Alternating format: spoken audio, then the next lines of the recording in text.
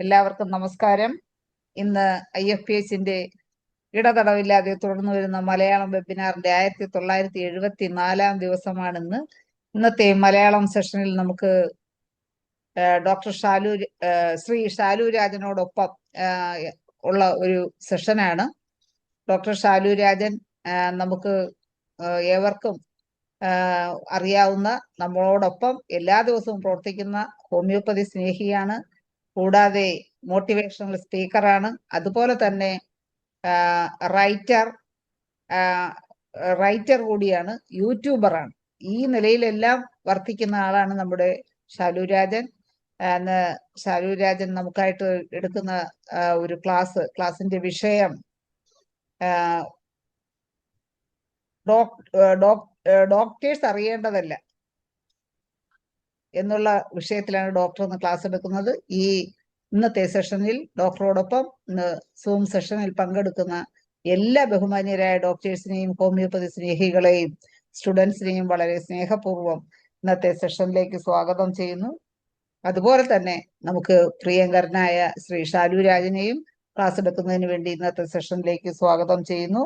ഒരു നിമിഷം ഈശ്വര പ്രാർത്ഥനയോടുകൂടി നമുക്ക് ഇന്നത്തെ സെഷൻ ആരംഭിക്കാം. നന്ദി. ഷാലു, നമുക്ക് തുടങ്ങാം. ഡോക്ടർ, ഞാനാണോ ഹോസ്റ്റ്? നോക്കട്ടെ.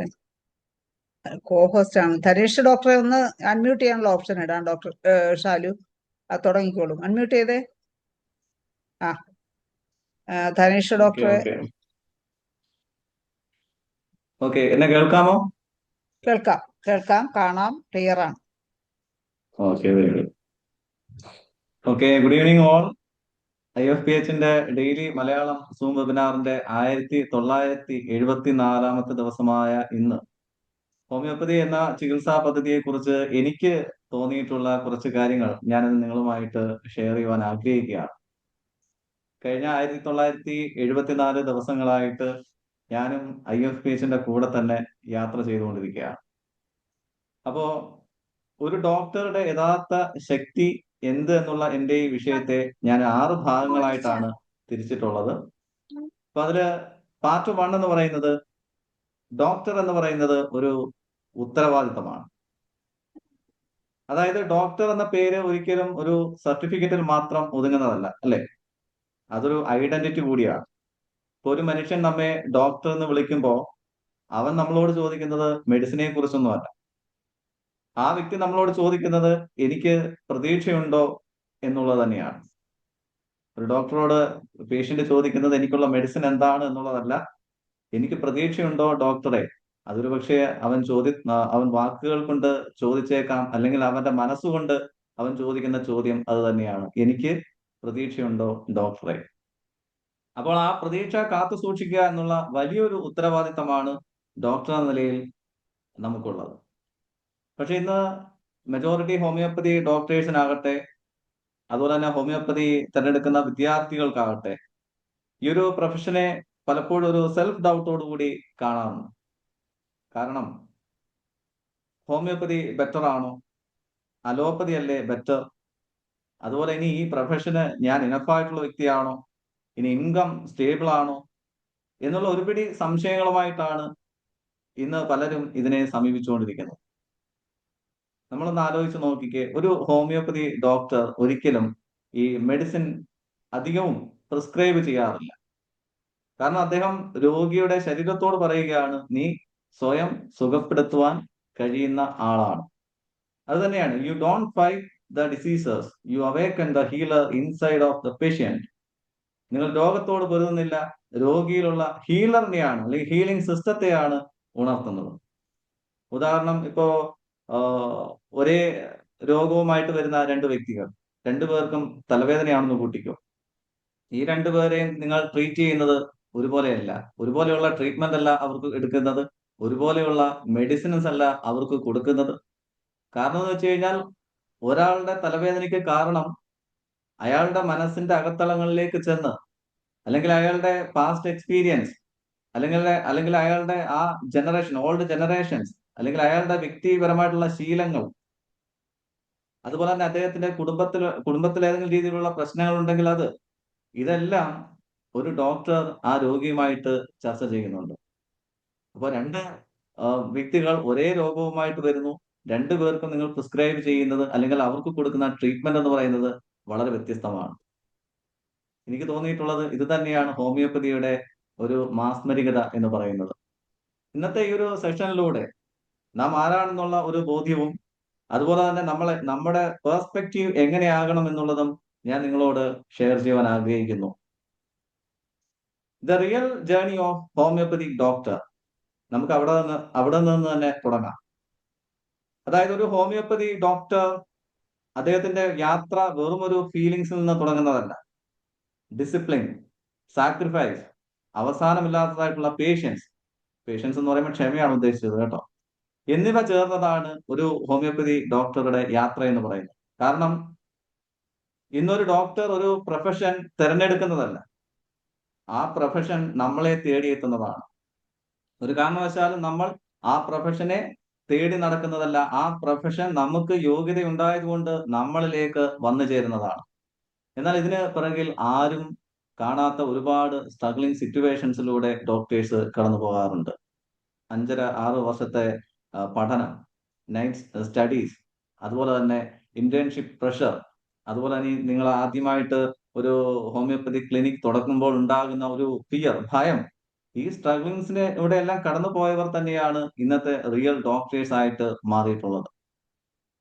അടുത്തതായിട്ട് ഹോമിയോപ്പതി ഡോക്ടേഴ്സ് ഇന്ന് നേരിടുന്ന കുറച്ച് പ്രശ്നങ്ങളുണ്ട്. അതിൽ ഒന്നെന്ന് പറയുന്നത് കമ്പാരിസൺ ആണ്. അതായത് അലോപ്പതി ഫാസ്റ്റ് റിസൾട്ട് നൽകുന്നു, അവർക്ക് ഹയർ ഇൻകം ഉണ്ട്, അല്ലെങ്കിൽ സോഷ്യൽ വാലിഡേഷൻ അവർക്ക് കിട്ടുന്നുണ്ട്. നമുക്കത് കിട്ടുന്നുണ്ടോ എന്ന് നമ്മൾ സ്വയം പലപ്പോഴും ചോദിക്കാറുണ്ട്. എന്നാൽ ഞാൻ പറയുന്ന ഒരു കാര്യം, ഈ സ്പീഡി റിക്കവറി എന്ന് പറയുന്നത് ഒരു അച്ചീവ്മെന്റ് തന്നെയാണ്. ഒരിക്കലും അച്ചീവ്മെന്റ് അല്ല എന്ന് ഞാൻ പറയില്ല, ഒരു അച്ചീവ്മെന്റ് തന്നെയാണ്. അങ്ങനെ ഒരു സമ്പ്രദായം ഉണ്ടെങ്കിൽ, അങ്ങനെ ഒരു സ്പീഡി റിക്കവറി ഉണ്ടെങ്കിൽ അതൊരു അച്ചീവ്മെന്റ് തന്നെയാണ്. പക്ഷെ എന്താണ് പ്രശ്നം എന്ന് വെച്ച് കഴിഞ്ഞാൽ, എന്ത് രോഗമാണോ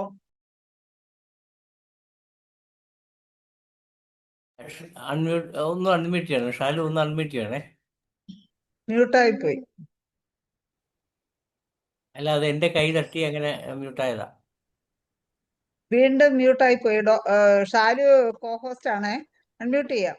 അല്ല, ആക്കിയില്ലേ, നോക്കട്ടെ. ശരി, കോഹോസ്റ്റ് ആണേ, അൺമ്യൂട്ട് ചെയ്തു. കേൾക്കാമോ? ഓക്കെ. ഇവിടെ കേട്ടു എന്ന് എനിക്കറിയില്ല. എന്തായാലും കമ്പാരിസണിനെ കുറിച്ചാണ് ഞാൻ പറഞ്ഞത്. അപ്പോൾ ഈ സ്പീഡി റിക്കവറി എന്ന് പറയുന്നത് ഒരു അച്ചീവ്മെന്റ് തന്നെയാണ്.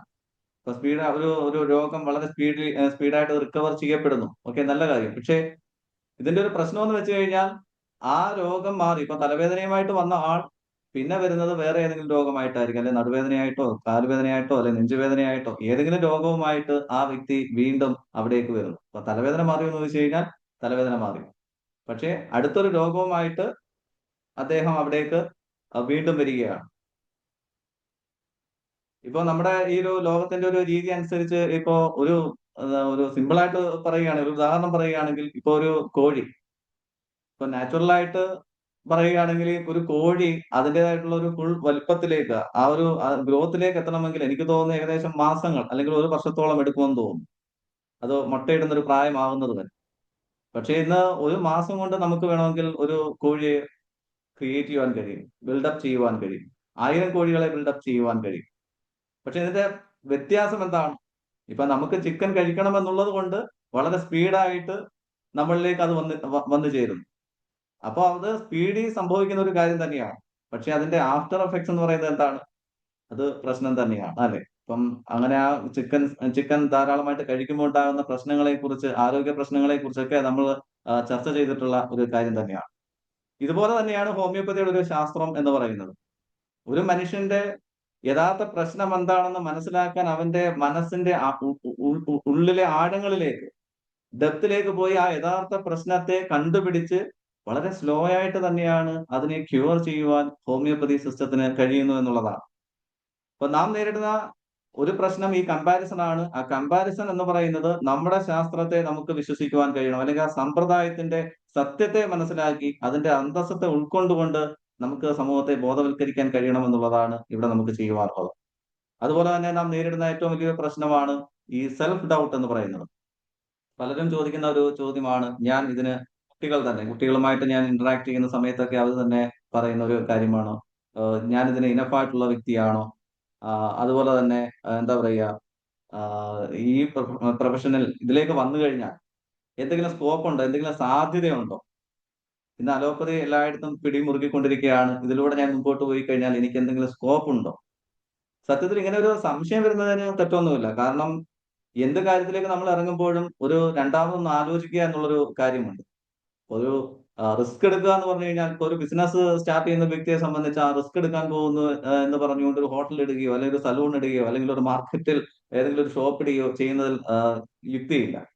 കാൽക്കുലേറ്റഡ് ആയിട്ടുള്ള റിസ്ക് അല്ലെ, അതിനുള്ള എബിലിറ്റി നമുക്കുണ്ടോ, ആ എബിലിറ്റിയിൽ നമുക്ക് വിശ്വാസമുണ്ടോ, അത് മനസ്സിലാക്കിക്കൊണ്ട് കാൽക്കുലേറ്റഡ് ആയിട്ടുള്ള റിസ്ക് എടുക്കാൻ നമുക്ക് കഴിയണം, അല്ലെ?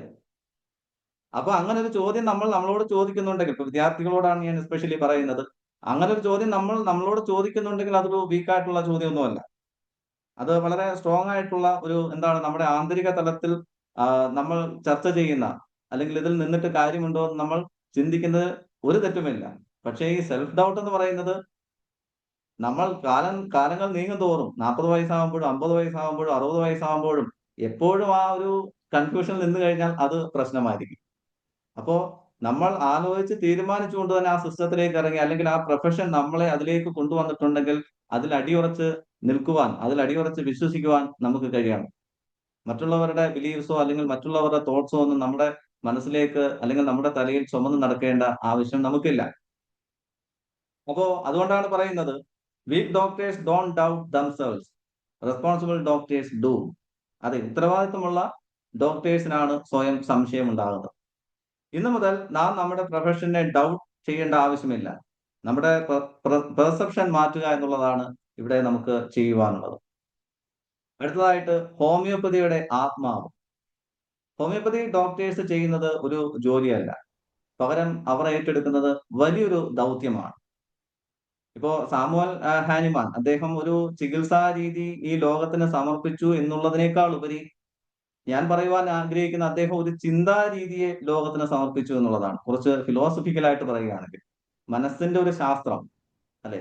എല്ലാറ്റിന്റെയും പല രോഗങ്ങളുടെയും റീസൺ എന്ന് പറയുന്ന മനസ്സിലുള്ള പ്രശ്നങ്ങളാണ്. നമ്മുടെ മൈൻഡ് സിസ്റ്റം, അല്ലെങ്കിൽ നമ്മുടെ മൈൻഡിലേക്ക് എത്തിയിട്ടുള്ള ഇൻഫോർമേഷൻസ്, നമ്മൾ കൊണ്ടു നടക്കുന്ന മൂല്യങ്ങൾ, നമ്മൾ കൊണ്ടു നടക്കുന്ന വിശ്വാസങ്ങൾ, ഇതെല്ലാം ഒരുപക്ഷെ ഇൻഫോർമേഷൻസ് എന്ന് പറയുമ്പോൾ അത് തെറ്റാകാം, ശരിയാകാം. ബിലീഫ് സിസ്റ്റം എന്ന് പറയുമ്പോൾ തെറ്റാകാം, ശരിയാകാം. ഇതിൽ തെറ്റായിട്ടുള്ള ഒരുപാട് വിശ്വാസ പ്രമാണങ്ങൾ നമ്മൾ കീപ്പ് ചെയ്യുന്നുണ്ടാകാം, തെറ്റായിട്ടുള്ള മൂല്യങ്ങൾ നമ്മൾ കീപ്പ് ചെയ്യുന്നുണ്ടാകാം, തെറ്റായിട്ടുള്ള ഒരു ഫോളോ അപ്പ് നമ്മുടെ ഭാഗത്തു നിന്നുണ്ടാകാം. അപ്പൊ ഇതെല്ലാം ഒരു മനസ്സിന്റെ ഒരു പ്രശ്നമാണ് എന്നുള്ള ഒരു ചിന്താ രീതിയെ സാമുവൽ ഹാനിമാൻ ലോകത്തിന് സമർപ്പിച്ചു എന്ന് ഒരുപക്ഷെ ഫിലോസഫിക്കലായിട്ട് നമുക്ക് പറയുവാൻ കഴിയും. അതായത് ഹോമിയോപ്പതി പറയുന്നത് ശരീരം ബുദ്ധിയുള്ളതാണ്. മരുന്നുകൾ നൽകേണ്ടത് ശരീരത്തെ നിയന്ത്രിക്കാനല്ല, പകരം നിനക്ക് സുഖപ്പെടാൻ കഴിയുമെന്ന് ശരീരത്തെ ബോധിപ്പിക്കുവാനാണ്. അതായത് നമ്മുടെ ശരീരത്തെ ഹീൽ ചെയ്യുവാനുള്ള ഒരു സിസ്റ്റം നമ്മുടെ ഉള്ളിലുണ്ട്. ആ സിസ്റ്റത്തെ ബോധിപ്പിക്കുകയാണ്, നിനക്ക് സൗഖ്യമാകുവാൻ കഴിയും. അതിനെ ഒന്ന് തൊട്ടുണർത്തുക എന്നുള്ളതാണ് ഹോമിയോപ്പതി മരുന്നുകൾ കൊണ്ട് തന്നെ, അല്ലെങ്കിൽ ഹോമിയോപ്പതി മെഡിസിൻ കൊണ്ട് തന്നെ നമ്മൾ ഉദ്ദേശിക്കുന്നത്. അപ്പൊ ഹോമിയോപ്പതി രോഗത്തെ അടിച്ചമർത്തുന്നില്ല, ആ രോഗത്തിന്റെ സന്ദേശം രോഗിക്ക് മനസ്സിലാക്കി കൊടുക്കുകയാണ് ചെയ്യുന്നത്. അത് തന്നെയാണ് നേരത്തെ ഞാൻ പറഞ്ഞത്. രണ്ട് വ്യക്തികൾ ഒരേ രോഗവുമായിട്ട് വരുമ്പോൾ ആ രോഗത്തിന്റെ കാരണം, ഒരു വ്യക്തിക്കുള്ള തലവേദനയുടെ കാരണം, മറ്റ് ഒരു വ്യക്തിക്കുള്ള ആ തലവേദനയുടെ കാരണം, അത് അവർക്ക് പറഞ്ഞു കൊടുക്കുക എന്നുള്ളത് ഒരു ഡോക്ടറിന്റെ ഉത്തരവാദിത്തമാണ്. അത് തന്നെയാണ് ഹോമിയോപ്പതി സമ്പ്രദായം മുന്നോട്ട് വയ്ക്കുന്നത്. അപ്പോ ഹോമിയോപ്പതി രോഗത്തെയല്ല ചികിത്സിക്കുന്നത്, രോഗം ചുമക്കുന്ന മനുഷ്യനെയാണ് ചികിത്സിക്കുന്നത്. അതുപോലെ തന്നെ പലരും പറയുന്നൊരു കാര്യമാണ്, ഈ ഹോമിയോപ്പതിയുടെ മിനിമം ഡോസിനെ കുറിച്ച് വളരെ ചർച്ച ചെയ്യപ്പെടുന്ന ഒരു വിഷയമാണ്. എത്ര വലിയ രോഗം കൊണ്ട് വന്നു കഴിഞ്ഞാലും ചെറിയ ഡോസിലൂടെ ഇതെങ്ങനെ പരിഹരിക്കാൻ കഴിയും എന്നൊക്കെ പലരും, ഞാനും കേട്ടിട്ടുള്ള ഒരു കാര്യമാണ്. അപ്പോൾ ഹോമിയോപ്പതി മിനിമം ഡോസിലൂടെ ശരീരത്തിന് മാക്സിമം റെസ്പെക്ട് നൽകുകയാണ്. മിനിമം ഡോസ് എന്ന് പറയുമ്പോൾ അത് വീര്യം കുറഞ്ഞ ഡോസ് എന്നുള്ളതല്ല. ശരീരത്തിലെ ഹീലിംഗ് സിസ്റ്റത്തെ ഉണർത്തുവാനും അതിനെ പ്രവർത്തിപ്പിച്ചുകൊണ്ട് യഥാർത്ഥ രോഗത്തെ ഇല്ലാതാക്കുവാനും ഈ ചെറിയ ഡോസിന്, മിനിമം ഡോസിന് കഴിയുന്നു എന്നുള്ളതാണ്. ഒരു മരുന്ന് കഴിച്ചതിന് പുറമെ, ഇപ്പം ഞാൻ തന്നെ കണ്ടിട്ടുള്ളതാണ്, എൻ്റെ ഫാമിലിയിലുള്ള ആളുകൾ തന്നെ ഇപ്പൊ മറ്റ് സമ്പ്രദായങ്ങളിലെ ഏതെങ്കിലും ഒരു ഡോസ്, ഇപ്പൊ ഒരു ടാബ്ലറ്റ് ആണെങ്കിൽ പോലും അത് കഴിച്ചിരുന്നതിന് ശേഷം എന്താ പറയുക, ചിലപ്പോൾ വെട്ടി വീർത്ത് ഇങ്ങനെ ഇരിക്കുന്നതാണ്. മരുന്ന് കഴിച്ച ഉടനെ തോന്നിയാണ് ഇന്ന് വെട്ടി വീർക്കുകയാണ്, അല്ലെങ്കിൽ മരുന്ന് കഴിച്ച ഉടനെ എന്തെന്നില്ലാത്ത മയക്കം, ഒരു സോഫയിലോട്ട് ഇങ്ങനെ ചാഞ്ഞു കിടക്കുകയാണ്. അപ്പൊ എന്താണെന്ന് ചോദിക്കുമ്പോൾ ഇപ്പൊ ഒരു മരുന്ന് കഴിച്ചതേ ഉള്ളൂ, മരുന്ന് കഴിച്ചതിന്റെ ക്ഷീണമാണ്. അതായത് നമുക്ക് പ്രവർത്തിക്കുവാനുള്ള ഒരു ദിവസം ഒരു ഡേ ടൈമാണ്. ആ ഡേ ടൈം മുഴുവൻ ഒരു മനുഷ്യൻ അവന്റെ ശരീരത്തിലെ സെല്ലുകളാകട്ടെ, ശരീരത്തിലെ പേശികളാകട്ടെ, ശരീരത്തെ മുഴുവൻ പ്രവർത്തനരഹിതമാക്കിക്കൊണ്ടാണ് പലപ്പോഴും പല സമ്പ്രദായങ്ങളിലെയും മരുന്നുകൾ പ്രവർത്തിക്കുന്നത്. അവിടെയാണ് ഹോമിയോപ്പതി മെഡിസിന്റെ പ്രത്യേകത. മിനിമം ഡോസിലൂടെ ശരീരത്തെ റെസ്പെക്ട് ചെയ്തുകൊണ്ട് ശരീരത്തിൽ ആ രോഗം ചുമക്കുന്ന, അല്ലെ രോഗത്തെ അടിച്ചമർത്തുക എന്നുള്ളതല്ല, ശരീരത്തെ അടിച്ചമർത്തുക എന്നുള്ളതല്ല, ആ രോഗം എന്തും കൊണ്ടാണ്, എന്ത് സിഗ്നൽ കൊണ്ടാണ് ഈ നിന്റെ ശരീരത്തിലേക്ക് വന്നിട്ടുള്ളത് എന്നുള്ളത് ഒരു ഡോക്ടർ രോഗിയോട് പറഞ്ഞു കൊടുക്കുകയാണ് ചെയ്യുന്നത്. അപ്പോ ആ മിനിമം ഡോസ് രോഗിയുടെ ശരീരത്തെ റെസ്പെക്ട് ചെയ്തുകൊണ്ട് ആ ശരീരത്തിൽ പ്രവർത്തിക്കുന്നു. അതങ്ങനെയാണ്. നമ്മൾ അധികം ഈ ഇടപെടാൻ ശ്രമിക്കുമ്പോൾ ശരീരം സൈലന്റ് ആകും, ശരീരം മിണ്ടാതാകും. എന്നാൽ കുറച്ചങ്ങോട്ട് ഇടപെട്ട് നോക്കിക്കേ, ശരീരം സംസാരിച്ചു തുടങ്ങും. പ്രിയ ഡോക്ടേഴ്സ്, നിങ്ങൾ രോഗിയുടെ ശരീരത്തെ നിയന്ത്രിക്കുന്ന ആളല്ല, രോഗിയുടെ ജീവനുമായിട്ട് സഹകരിക്കുന്ന ദൈവത്തിന്റെ ഉപകരണമാണ്. ഇന്ന് ലോകം ഈ സ്പീഡി റിക്കവറിയെ ആരാധിക്കുമ്പോൾ നിങ്ങൾ ഒരു രോഗത്തിന്റെ ഇന്നർ ഡെപ്ത് മനസ്സിലാക്കി അതിനെ മനുഷ്യനിൽ നിന്നും തുടച്ചു മാറ്റിക്കൊണ്ടിരിക്കുകയാണ്. അതായത് ഒരു സ്ലോ ഹീലറിന് മാത്രമേ ഒരു രോഗിയുടെ യഥാർത്ഥ പ്രശ്നം മനസ്സിലാക്കി അയാളെ ഹീൽ ചെയ്യാൻ കഴിയുള്ളൂ. അതാണ് നമ്മുടെ മനഃശാസ്ത്രത്തെ കുറിച്ച് പറഞ്ഞത്. അയാളുടെ മനസ്സിന്റെ ശാസ്ത്രം മനസ്സിലാക്കണമെങ്കിൽ കുറച്ച് സമയമെടുക്കും. അതിനനുസരിച്ചിട്ടുള്ള ഡോസാണ്, മിനിമം ഡോസാണ്, ശരീരത്തെ റെസ്പെക്ട് ചെയ്തുകൊണ്ടുള്ള ഒരു ഡോസാണ് നമ്മൾ അവർക്ക് കൊടുത്തുകൊണ്ടിരിക്കുന്നത്. അപ്പോൾ അതിന് കുറച്ച് സമയമെടുക്കും. ആ സ്ലോലി റിക്കവറി, അതായത് എന്നേക്കുമായിട്ട് ആ രോഗത്തെ തുടച്ചു മാറ്റുകയാണ്. അപ്പൊ ഈ ദൗത്യം ഏറ്റെടുത്ത് മുന്നോട്ട് പോകുവാൻ കഴിയുന്ന ഡോക്ടേഴ്സിന് ഈ ലോകത്തിന്റെ തന്നെ മുറിവുകൾ ഉണക്കുവാൻ കഴിയും. അടുത്തതായിട്ട് നമുക്ക് മുൻപിലുള്ള തടസ്സം എന്താണ്? എന്ത് തടസ്സമാണ് ഹോമിയോപ്പതി ഡോക്ടേഴ്സിന് മുൻപിലുള്ളത്? നമ്മുടെ മുന്നേറ്റത്തെ തടയുന്നത് സത്യം പറഞ്ഞു കഴിഞ്ഞാൽ ഈ പുറത്തെ ശക്തികളല്ല എന്ന് എനിക്ക് പറയേണ്ടി വരും. നമ്മുടെ അകത്തെ ചിന്തകൾ തന്നെയാണ്, നമ്മുടെ തന്നെ ചിന്തകളാണ് നമ്മളെ ഈ പുൾ ബാക്ക് ചെയ്യുന്നത്, പുറകോട്ടേക്ക് വലിക്കുന്നത്. അതായത് ഡോക്ടേഴ്സിന് മുൻപിലുള്ള ഏറ്റവും വലിയ തടസ്സങ്ങൾ എന്ന് പറയുന്നത്, ഇപ്പോ അലോപ്പതിക്ക് മുൻപിൽ ഹോമിയോപ്പതിയും ഞാനും എന്റെ സമ്പ്രദായവും വളരെ ചെറുതാണ്. എല്ലാവരുടെയും കാര്യമൊന്നുമല്ല പറയുന്നത് കേട്ടോ, ചുരുക്കം ചില ഡോക്ടേഴ്സിനെങ്കിലും അങ്ങനെ ഒരു തോട്ട്സ് ഉണ്ടാകാറുണ്ട്. അതുപോലെ തന്നെ റിസൾട്ട്സ് വളരെ സ്ലോ ആയതുകൊണ്ട് ആരും വരാനുള്ള സാധ്യതയില്ല. എല്ലാവരും സ്പീഡ് റിക്കവറിയിലേക്ക് ചുവടുമാറ്റം നടത്തിക്കൊണ്ടിരിക്കുന്നു. കാരണം ഒരു ബിസി ലൈഫിലുള്ള ഒരു ലോകത്തിലാണ് നമ്മൾ ജീവിച്ചുകൊണ്ടിരിക്കുന്നത്. അപ്പോൾ റിസൾട്ട്സ് സ്ലോ ആണ്. അതുപോലെ തന്നെ സ്റ്റേബിൾ ഇൻകം ഇല്ല, ഏറ്റവും വലിയൊരു പ്രശ്നം തന്നെയാണ്. അതുപോലെ തന്നെ പേഷ്യൻസ് കുറവാണ്, അല്ലെങ്കിൽ കോൺഫിഡൻസ് ഇല്ല. ഇങ്ങനെയൊക്കെയുള്ള ഒരുപാട് കാര്യങ്ങൾ നമ്മൾ പലപ്പോഴും നമ്മളോട് തന്നെ ഒരുപക്ഷെ നമ്മുടെ ആന്തരിക തലത്തിൽ ചർച്ച ചെയ്യുന്നുണ്ടാകും. ഞാൻ പറയുന്നത്, അലോപ്പതി അവരുടെ ജോലി ഭംഗിയായിട്ട് തന്നെ ചെയ്യട്ടെ, അവരുടെ വഴിക്ക് അവരെ വിട്ടുകൊടുക്കുക. നമുക്ക് നമ്മുടെ ജോലി വളരെ ഭംഗിയായിട്ട് ചെയ്തുകൂടെ? എന്തുകൊണ്ടാണ് അങ്ങനെ ചെയ്യാൻ കഴിയുന്നത്? ഹോമിയോപ്പതി ശാസ്ത്രത്തിന് ഒരു സത്യമുണ്ട്. ആ സത്യം തന്നെയാണ് ഹോമിയോപ്പതിയുടെ അടിസ്ഥാനം. ആ അടിസ്ഥാനത്തിൽ, ആ ബേസ്മെന്റിൽ നിന്നുകൊണ്ട് നമുക്ക് പ്രവർത്തിക്കാം. മറ്റുള്ളവർ ചെയ്യുന്ന കാര്യങ്ങൾ അവരുടെ വഴിക്ക് വിട്ടുകൊടുക്കുക. റിസൾട്ട്സ് സ്ലോ ആണെന്ന് പറയുമ്പോൾ, സ്ലോ എന്ന് പറയുന്നത് വീക്ക് ആയിട്ടുള്ള ഒരു കാര്യമല്ല, മറിച്ച് സസ്റ്റൈനബിൾ ആണ്. അതായത് എന്നെന്നും നിലനിൽക്കുന്നു. സ്ലോലി റിക്കവർ ചെയ്യുന്ന രോഗം പിന്നീട് ഒരിക്കലും അവന്റെ ശരീരത്തിലേക്ക് വരുന്നില്ല, അല്ലെങ്കിൽ അത് മറ്റൊരു രോഗമായിട്ടും അവനെ അലട്ടുന്നില്ല. കാരണം അവന്റെ ഉള്ളിലുള്ള ഹീലിംഗ് സിസ്റ്റത്തെ തൊട്ടുണർത്തി കഴിഞ്ഞാൽ പിന്നെന്താണ് സംഭവിക്കുന്നത്? അവന്റെ ശരീരം തന്നെ മജീഷ്യനായി മാറും. അവനിലേക്ക് പിന്നെ ആ രോഗങ്ങൾ തിരിച്ചു വരാനുള്ള സാധ്യത കുറവാണ്. അതുപോലെ തന്നെ പറയുന്ന ഒരു കാര്യമാണ് ഇൻകം സ്റ്റേബിൾ അല്ല എന്നുള്ളത്. സത്യത്തിൽ ഈ ഹീലിംഗ് എന്ന് പറയുന്നത് ഒരിക്കലും ഒരു കമ്മോഡിറ്റി അല്ല, അല്ലെങ്കിൽ ഒരു വാണിജ്യ സാധനമല്ല. ഹീലിംഗ് ചെയ്യുന്നത് ഒരു കമ്മോഡിറ്റി അല്ല. പക്ഷേ നമുക്ക് നമ്മുടെ വാല്യൂ ബിൽഡ് ചെയ്യാൻ കഴിഞ്ഞാൽ, നമുക്ക് നമ്മുടെ വാല്യൂ ബിൽഡ് ചെയ്യാൻ കഴിഞ്ഞാൽ നമുക്ക് എന്ത് ചെയ്യാൻ കഴിയും? ഈ ഇൻകം എന്ന് പറയുന്നത് നമ്മളെ ഫോളോ ചെയ്യാൻ കഴിയും. അതെങ്ങനെയാണെന്ന് ചോദിച്ചു കഴിഞ്ഞാൽ, ഇപ്പൊ എന്റെ കുട്ടിക്കാലത്ത് ഞാൻ ഹോമിയോപ്പതി ട്രീറ്റ്മെന്റിൽ പോയിട്ടുള്ള ഒരു വ്യക്തിയാണ്. എനിക്ക് 15 വയസ്സ് വരെ എന്റെ ശരീരത്തിൽ ഈ ചൂട് സമയത്ത് എന്തെന്നില്ലാത്ത ഈ കുരുപ്പ് നിങ്ങൾക്കറിയായിരിക്കും. ഞങ്ങളുടെ നാട്ടിൽ ഈ വെതർ എന്നൊക്കെ പറയും. ഇങ്ങനെ കുരുകുരാന്ന് ബബിൾസ് ഇങ്ങനെ ശരീരം മുഴുവൻ വരും. കൂടുതലും ചൂട് സമയത്താണ് വരുന്നത്. അപ്പൊ ഈ മഴവെള്ളമൊക്കെ പിടിച്ചു വെച്ചിട്ട് അത് വെച്ച് കുളിക്കാനായിട്ട് ഈ ഹോമിയോപ്പതി ഡോക്ടർ പറയുന്നത് ഇപ്പോഴും എനിക്ക് ഓർമ്മയുണ്ട്. അപ്പൊ അങ്ങനെ അത് കുളിക്കുമ്പോഴാണ് അത് ഫുള്ള് എന്ന് വെച്ചാൽ ശരീരം നല്ല രീതിയിൽ തണുക്കുക എന്നുള്ളതാണ് ഉദ്ദേശിക്കുന്നത്. അപ്പം ചൂടുള്ള സാധനങ്ങളൊന്നും എനിക്ക് കഴിക്കാൻ പറ്റില്ല. അതായത് ചിക്കൻ, മുട്ട. അപ്പോ ഈ ഡോക്ടറിന്റെ അടുത്ത് നമ്മൾ പോകുമ്പോൾ ഈ ഡോക്ടറിനെ കുറിച്ച് നമ്മുടെ സൊസൈറ്റിയിൽ ഒരു വലിയ രീതിയിലുള്ള ഒരു ശ്രുതിയുണ്ട്. അതായത് എപ്പോഴും ചർച്ച ചെയ്യപ്പെടുന്ന ഒരു ഡോക്ടറാണ്. അതായത് ആ ഡോക്ടറിന്റെ അടുത്ത് പോയി കഴിഞ്ഞാൽ എന്ത് അസുഖം ഉണ്ടെങ്കിലും മാറിക്കിട്ടും. ഇതിങ്ങനെ ഒരു ശ്രുതി ആ സൊസൈറ്റിയിൽ തന്നെയുണ്ട്. അപ്പൊ നമ്മൾ അവിടെ ചെന്ന് കഴിഞ്ഞാൽ തന്നെ ഇപ്പം ക്ലിനിക്കിലല്ല പോകുന്നത്, അദ്ദേഹത്തിന്റെ വീട്ടിലാണ് പോകുന്നത്. വൈകുന്നേരം 5 മണിക്ക് നമ്മൾ ചെന്ന് കഴിഞ്ഞാൽ ചിലപ്പോൾ ഒരു 20ഓ 25ാമത്തെ ടോക്കണൊക്കെ ആയിരിക്കും നമുക്ക് കിട്ടുന്നത്. കാരണം അത്രയും ആളുകൾ ക്ലിനിക്കിലും കഴിഞ്ഞിട്ട് അദ്ദേഹത്തിന്റെ വീട്ടിലും അത്രയും ആളുകൾ ഇങ്ങനെ നിരന്നിരിക്കുകയാണ് അദ്ദേഹത്തെ കാണുവാൻ വേണ്ടി. അദ്ദേഹം ചെയ്തത് വേറൊന്നുമല്ല, അദ്ദേഹത്തിന്റെ വാല്യൂ അദ്ദേഹം ബിൽഡപ്പ് ചെയ്തു. അപ്പോ വ്യക്തികൾ അദ്ദേഹത്തെ ഫോളോ ചെയ്തു. വ്യക്തികൾ അല്ലെങ്കിൽ പേഷ്യൻസ് ഫോളോ ചെയ്തപ്പോൾ അദ്ദേഹത്തിന് ഇൻകം അദ്ദേഹത്തിന് കൂട്ടുവാൻ കഴിയും. കാരണം അദ്ദേഹത്തിന് മുൻപിലേക്ക് ചെന്ന് കഴിഞ്ഞാൽ തന്നെ പകുതി രോഗം നമുക്കങ്ങ് മാറി കിട്ടുന്ന പോലെയാണ്. ചെറിയ പനികളൊക്കെ വരുമ്പോൾ തന്നെ അവിടെ തന്നെ അങ്ങോട്ട് തന്നെയാണ് പോകുന്നത്. അദ്ദേഹത്തിന്റെ ആ ഒരു പ്രസൻസ്, അദ്ദേഹത്തിന്റെ ആ സ്മൈൽ, നമ്മളെ ആ ഒരു ഇൻവൈറ്റ് ചെയ്യുന്ന രീതി, അവിടെ തന്നെ അല്ലെങ്കിൽ നമ്മളെ മോനെ എന്ന് പറഞ്ഞ് നമ്മുടെ തോളിലേക്ക് ഒന്ന് തട്ടി ഒന്ന് ടാപ്പ് ചെയ്ത് നമ്മളെ ഒന്ന് കംഫർട്ടബിൾ ആക്കുമ്പോൾ തന്നെ ചിലപ്പോൾ രോഗം എന്താണെന്ന് പറയാൻ പോലും മറന്നു. കാരണം ആ സമയത്ത് രോഗം ഉണ്ടാവില്ല. ആ ഒരു രീതിയിൽ അദ്ദേഹത്തിന് എന്നെ ഹീൽ ചെയ്യാൻ, എന്നെ എന്നല്ല ആ നാട്ടിലുള്ള എല്ലാവരെയും അദ്ദേഹത്തിന് ഹീൽ ചെയ്യാൻ കഴിഞ്ഞു. അപ്പോ അദ്ദേഹത്തിന്റെ വാല്യൂ അദ്ദേഹം ബിൽഡപ്പ് ചെയ്തപ്പോൾ പേഷ്യൻസ് അദ്ദേഹത്തെ ഫോളോ ചെയ്തു, അല്ലെങ്കിൽ സൊസൈറ്റി അദ്ദേഹത്തെ ഫോളോ ചെയ്തു. സൊസൈറ്റി ഫോളോ അപ്പ് ചെയ്തപ്പോൾ അദ്ദേഹത്തിന്റെ ഇൻകം ഓട്ടോമാറ്റിക്കലി ഇൻക്രീസ് ചെയ്യുകയാണ് ചെയ്യുന്നത്.